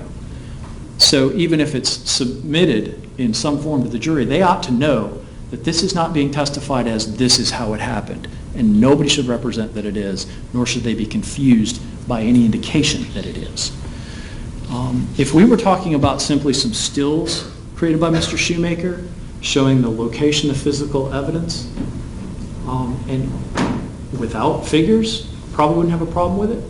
Even when we start to add figures, as long as the figures aren't purported to have significance in certain ways that they are depicted, in other words, I depict the arms doing certain things even though I don't know how long they really are and whether it would even be possible for them to reach somewhere given a certain angle of a body, like the video depicts them doing, or their hips are in a certain position, just because I know that there must have, common sense tells me he had to have been able to access the gun without any actual evidence that that's where they were. I guess that's where, Mr. O'Mara, and I need to interrupt you, Yes, sir. Mr. Mantel. Yes, Your Mr. O'Mara, I'm trying to figure out the purpose of the introduction of this animation. I don't see where it's assisting an expert in testifying as to what happened. Can you respond to that, please? Yes. Mr. Mantel, I'll get back with you. Sure. The animation itself is substantive evidence because just as the state has taken a distillation of other pieces of evidence that they wanted to present to the jury in a format, that's what this is. The reason why it's substantive evidence is that it takes pieces of evidence that exist, various witness statements, and it puts it together in a way that does assist the jury, because what they did is they've taken certain pieces of evidence from Mr. Zimmerman's statement regarding the shot to Dr. Rao's testimony concerning the injuries, and put it in context with everything else that was happening, run in effect a timeline, just as the state has already presented. But your animation does more than a timeline. Although you voice over the 911 call, the Lauer 911 Yes. call, the animation does more than a timeline. It's depicting positions of Mr. Martin and Mr. Zimmerman based upon... John Good's testimony. Pardon me? John Good's testimony. I mean, in effect, I'll give you an example to compare it to, we have before the jury one of the witnesses, Adam Pollock, mounting me. Was that exactly how Trayvon Martin mounted? No. But it's an example and it instructs the jury in a visual way how it could occur. We have Ms. Morris prance around the courtroom to give an But idea. the jury's not taking that back with them into the jury room to play over and over and over again Okay. as how a reconstruction of what happened. Well, they do have the state's compilation exhibit that they put into evidence, which is their timeline on top of their timeline, on top of phone call and whatnot. So they've distilled down. But they did not interject animation figures into that timeline as to what was happening with the two individuals during those calls. Certainly, this is an animation depicting what happened during those two individuals based upon John Good's specific positioning of those people. Well, it's in a- more than that. The animation's depicting a lot more than that, based upon Mr. Schumacher's common sense, based upon an assumption that Trayvon Martin hit Mr. Zimmerman with his left hand, Yes. based upon a phone conversation with Dr. DeMaio that was not necessarily his testimony in court. So it does a lot more than that. Dr. DeMaio testified that the position of Trayvon Martin could have been at different angles. He could have been leaning down, or he could have been pulling back. That's my recollection of the testimony. So I need you to respond to My that. understanding of Dr. DeMaio's testimony was in response to them saying it could have been pulling back and George Zimmerman pulling his shirt. Dr. DeMaio said, well, no, that would pull the shirt to one side and then the bullet markings wouldn't match up. So I don't think that Dr. DeMaio gave the alternative suggestion that is now being propounded Well, by I the think state. Mr. but- De La Rionda had asked him, given the fact that Mr. Martin's sweatshirt or hoodie may have been wet, and the fact that he had a full can of, I don't know how many ounces in his pocket, may determine the position of his body at the time of the shot. And I think Dr. DeMaio's response was it has to be leaning over because it has to be pulled away 2 to 4 inches. And then Mr. De La Rionda then said to him, well, could it be such that he was trying to back away and George Zimmerman grabbed his shirt with one hand and then shot him? And Dr. DeMaio's response was that would by nature pull these shirts towards one side. Then if you shot and released the shirts, the holes wouldn't match up anymore. So I think Dr. DeMaio specifically countered the suggestion by the state that there was pulling back with a holding onto the hand. But I don't want to re-argue his testimony, that's what I would call it to be. To answer your question, and why it might be substantive evidence as opposed to just being demonstrative evidence, I would suggest that the absolute minimum is certainly a demonstrative tool to be used by me to present the evidence just like I can get up there and draw something myself. I think that's, not to presume too much from the court, but I think that's a given, that I could be able to use evidence and demonstrative evidence like this in a closing argument. But whether or not it gets into this substantive evidence is, as I said before, what it has taken is a distillation of known facts, and all those facts may be contested. He could contest that it is a left-hand shot. That's fine. That doesn't mean that the presentation, just like we can contest any expert, they could have brought in their animation expert. They could have brought in Dr. Rao and did to say it may have happened some other way. Let's not forget, Dr. Rao's animation, had she had one, would have been 1, 2, 3, 4, right? That's what her animation would have been. Specifically contested by our suggestion as to what happened, but her testimony was her presentation. But that doesn't go back to the jury room to be played over and over again. That's what I'm grappling with. The difference being that whatever the witnesses testify to, and there's an instruction to the jury about the believability of the witnesses, they can believe some, all, or none of their testimony.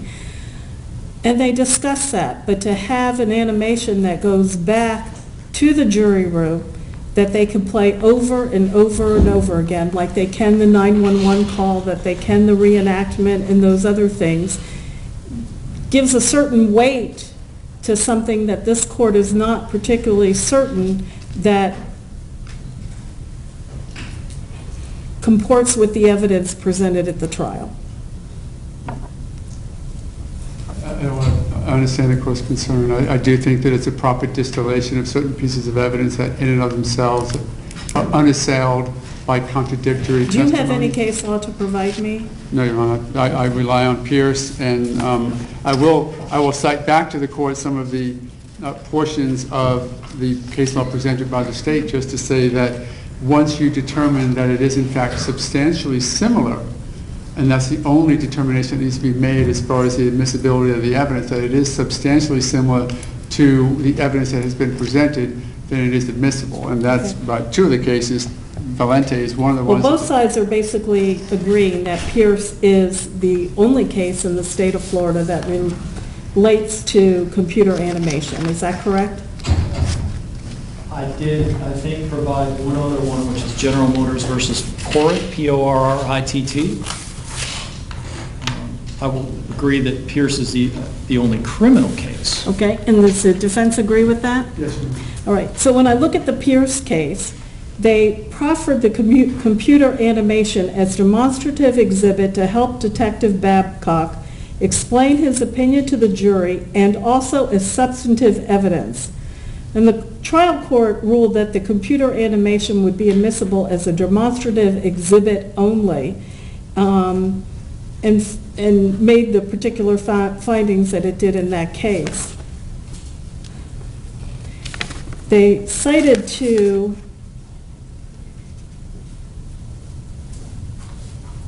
trying to look for the citation of this quote in here. It may be People versus McHugh. I'm not sure, but it says, when the results are useful, they should be accepted. When confusing, they should be rejected.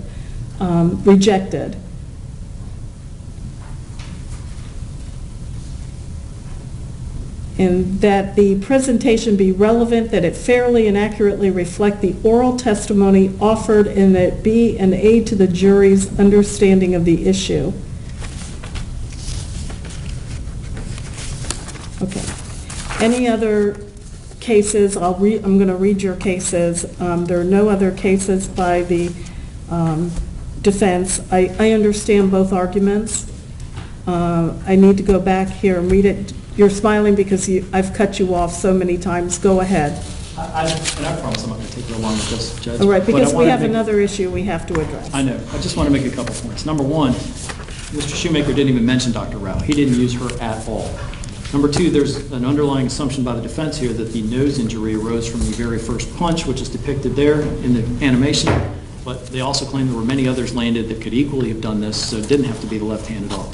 Number two, you can't compare this to, Madam Clerk, could I have that timeline? Because the timeline actually was every bit of it, the phone numbers as well as the times, testified to directly by a witness here in the courtroom, and the underlying data, that is the phone records, the numbers, and the connect and disconnect times, are likewise also in evidence for the jury. None of the underlying data upon which Mr. Shoemaker relies here are actually physically in evidence before this jury, other than perhaps Ms. Lauer's 911 call. The map of the crime scene isn't what he's testifying about, it's the movement of the figures about within it. None of that is underlying data that is in evidence. Number three,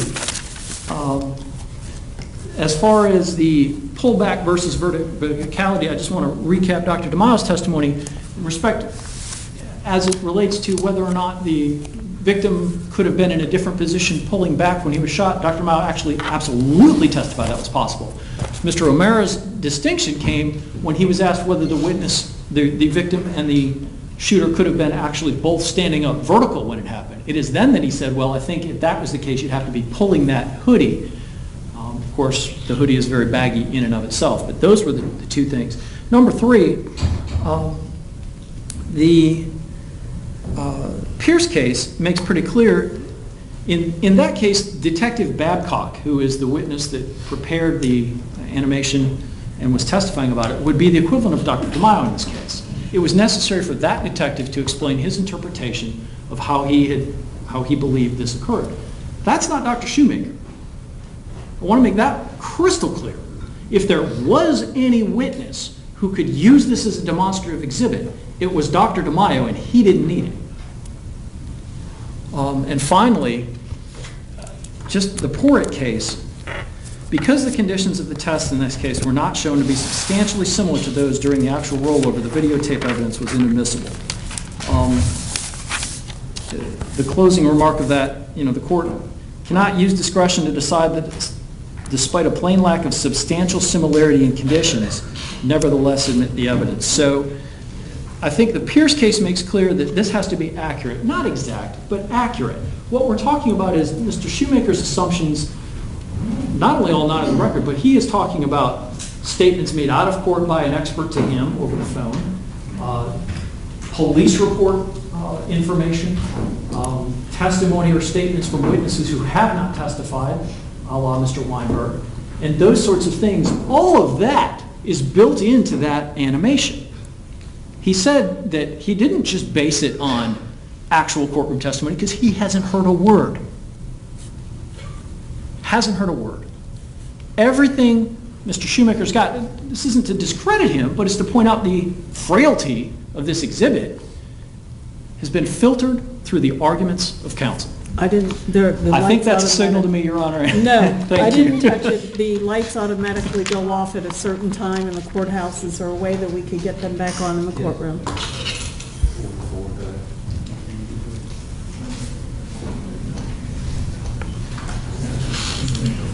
If I touch. Okay, we're back on. Okay, so you're finished with your argument. All right, I'm going to reserve ruling on this, and I'll let you know when we reconvene at 8 o'clock in the morning. The next issue is Mr. Connor, the proffering of his testimony. Could you please tell me what is it that Mr. Connor is going to testify to in a few short words? Because if he's going to testify to, you're seeking to have him testify to what was found on Trayvon Martin's phone. I can just look at what it is that you're seeking to have introduced without having his testimony proffered and make that decision. Is that what he's going to be called for? Is that he was able to obtain certain information, either text messages, videos, or pictures off of Trayvon Martin's phone? That's correct. Okay, can I please see what it is that you're intending to introduce through him? And I don't need to hear his proffered testimony. Your Honor, I believe there needs to be a proffer of his testimony. No, there needs to be a proffer of what you're seeking to introduce by way of pictures through him. I don't need to go through. In order to explain it to the court so that the substance is clear, it's necessary for Mr. Connor to talk about how and where he found the information on the phone. All I need to know is that he found information on the phone. That doesn't go to whether or not that information is admissible. His testimony of what procedure he did to find something on the phone is not the relevant factor for what you're trying to do. What you're trying to do is introduce certain either photos, emails, or text messages. That's what I need to look at. So can I please see what it is that you would be seeking to introduce by way of evidence through Mr. Connor? Yes, I can outline that, yes. Well, I'd like to And- see what it is. You have it there in your hand. Yes, Judge. Okay. I do. I have several pieces of information that were obtained in different ways from Mr. Martin's phone. As the court is aware, this issue is actually ongoing because of the way the discovery has gone in this case. We got a report from the state on June 4th, and we're still trying to process that. But from information that we were provided in discovery sometime in late February, Mr. Connor was able to do some of the extracting. So there are two main issues. One relates to several conversations by Mr. Martin attempting to acquire a firearm. These are conversations that are audio conversations, or are they written? They are text messages Okay. that were obtained from his phone, but that's a secondary issue. we'll have a separate exhibit. Well, no, it's not secondary because that's an authentication issue. If it is his if it's his voice, then that may not be an authentication issue. If it's a text message, it is an authentication issue. Yes, and I need Mr. Connor to talk about authentication, but to cut to the chase, if you will, on the crux of the matters that relate to the fighting issue. That is the crux of this proffer. It's Mr. Martin's text messages about being in a fight, about the effects of that fight on him, that he got into a fight, that he lost the first round, won the second and third round, bloodied the guy's nose, wasn't done with him yet. A confirmatory text message with another friend, Michael French, confirming that he was in the fight and explaining that he, meaning the opponent, got more hits in the first round because he had me on the ground and I couldn't do anything. A Facebook post from Mr. Martin's half-brother, Demetrius Martin, asking Trayvon Martin, when you're going to teach me how to fight?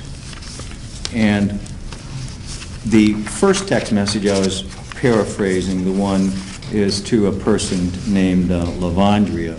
I have the text of that here. I have this was in a hidden file in Mr. Martin's phone that was password accessible only, in addition to the password required or swipe code to get into the phone. So this was a second level of access that was necessary. I can mark them individually or as a composite. One came from the hidden text messages that Mr. Connor found. One came from a hidden Facebook post that was in an application that was hidden. And then another from the Cellbrite extraction report from Michael French.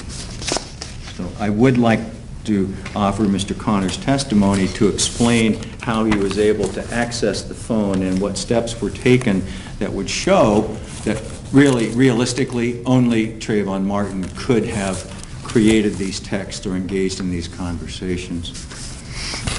Okay, state. So I'll mark these here for the court to review. Okay, we'll mark them as composite exhibit NN for the defense, for identification. And It's a three-part. The first one from Lavandria is the more detailed text explaining about the fight that he had just been in and the 3 rounds, etc. The other one has to do with the sort of confirmatory text message to this fellow Michael French shortly the next day. And then, of course, the separate Facebook posting by Demetrius Martin to Trayvon Martin's Facebook asking when he was going to teach him how to fight. We also can authenticate another way, if the court wants me to go ahead and proffer that Please. as well.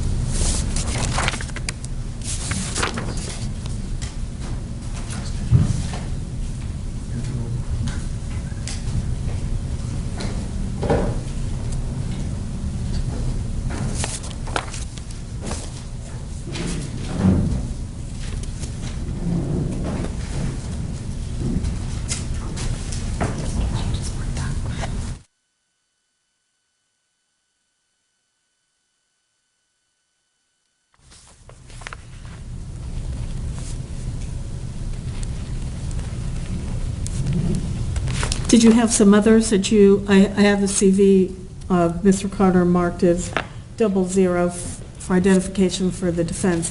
Was N, the 3 sheets that you gave me, all that you're seeking to have introduced through Mr. Connor? Well, that's the stuff that relates specifically to the fighting. And then there are other exhibits that relate to the gun. And I'd like to, if we could, deal with the fighting issue, because that's the crux.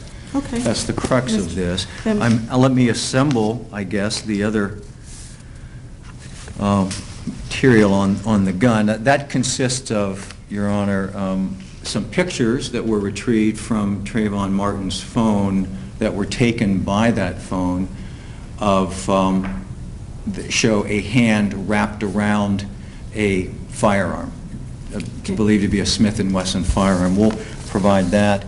And then there are a series of conversations that occur around February 18th, just before Mr. Martin is coming to Sanford, Florida, where he has several conversations with several people attempting to acquire a firearm. Mr. Guy, you want to address defense exhibit N for identification? Sure. Judge, I don't have a copy of it.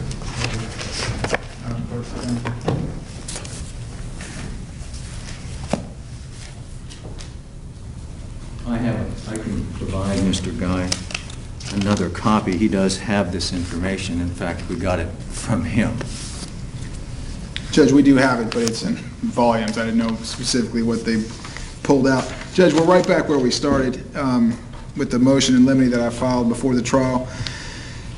In the Munoz and Singh case, where in an instance where 2 people do not know each other, specific acts are inadmissible because they don't help the jury with the reasonableness or apprehension that a defendant may feel because he has no idea who this person is. This is not reputation evidence, which otherwise might be admissible under these circumstances. Furthermore, in addition to an authentication issue, how do we know what whoever wrote this is talking about? I mean, this could be a verbal fight, this could be a play fight, this could be a slap fight. We have no idea. It would completely mislead the jury and be prejudicial. It's the kind of thing that is inadmissible for a reason. It would do nothing to aid this jury. It doesn't tell us about Trayvon Martin. It certainly doesn't tell us about what George Zimmerman knew about Trayvon Martin, and that's why the court granted, I think, this initially, is because there is no evidence that they knew each other. And therefore, specific act evidence, which this is completely inadmissible. If I can just touch on the gun, if the court will allow me to, or not.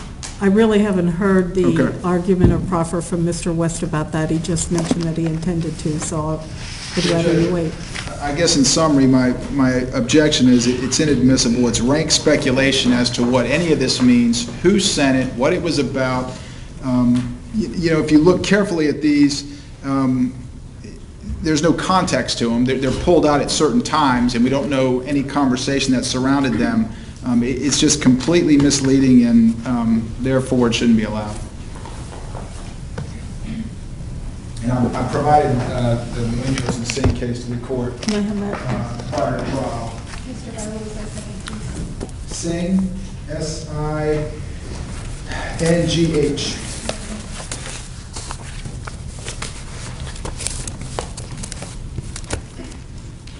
Judge, that's all I have regarding the text regarding Okay. fighting.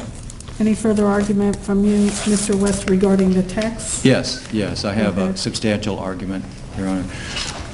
But I want to proffer Mr. Connor's testimony if the state claims that these are out of context, because we can put them in the context in which they were on the phone.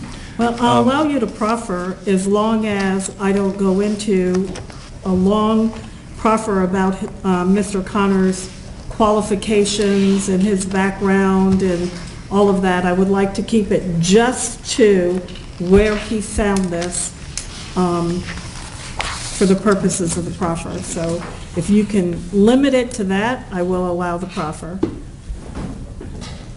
Also, we can ask Mr. Connor to testify, I do think his qualifications are important. I have him here in a CV. For the purpose of the proffer right now, I don't. You said he got them from a place that was a second-level access.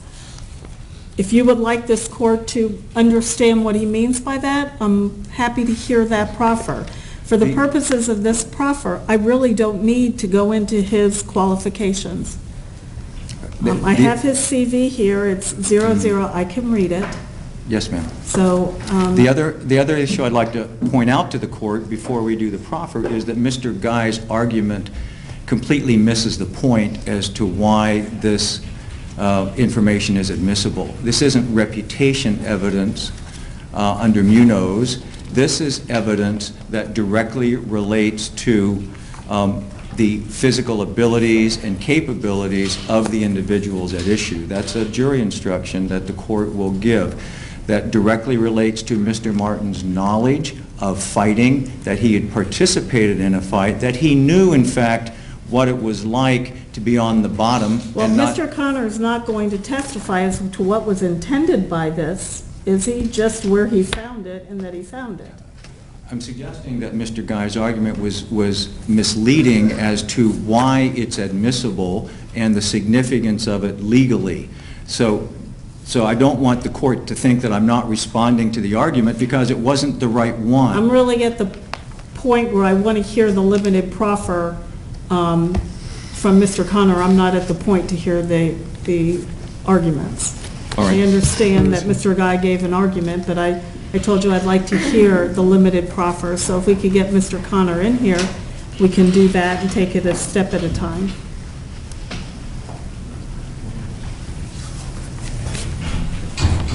Right here, just put it in front of you.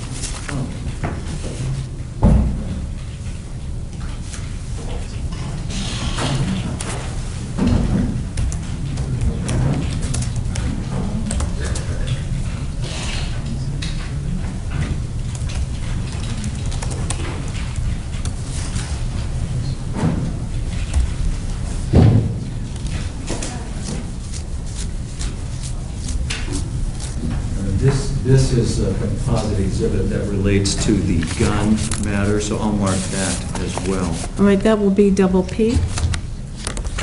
Do you solemnly swear from the testimony presented will be the truth, the whole truth, and nothing but the truth, so help you God? I do.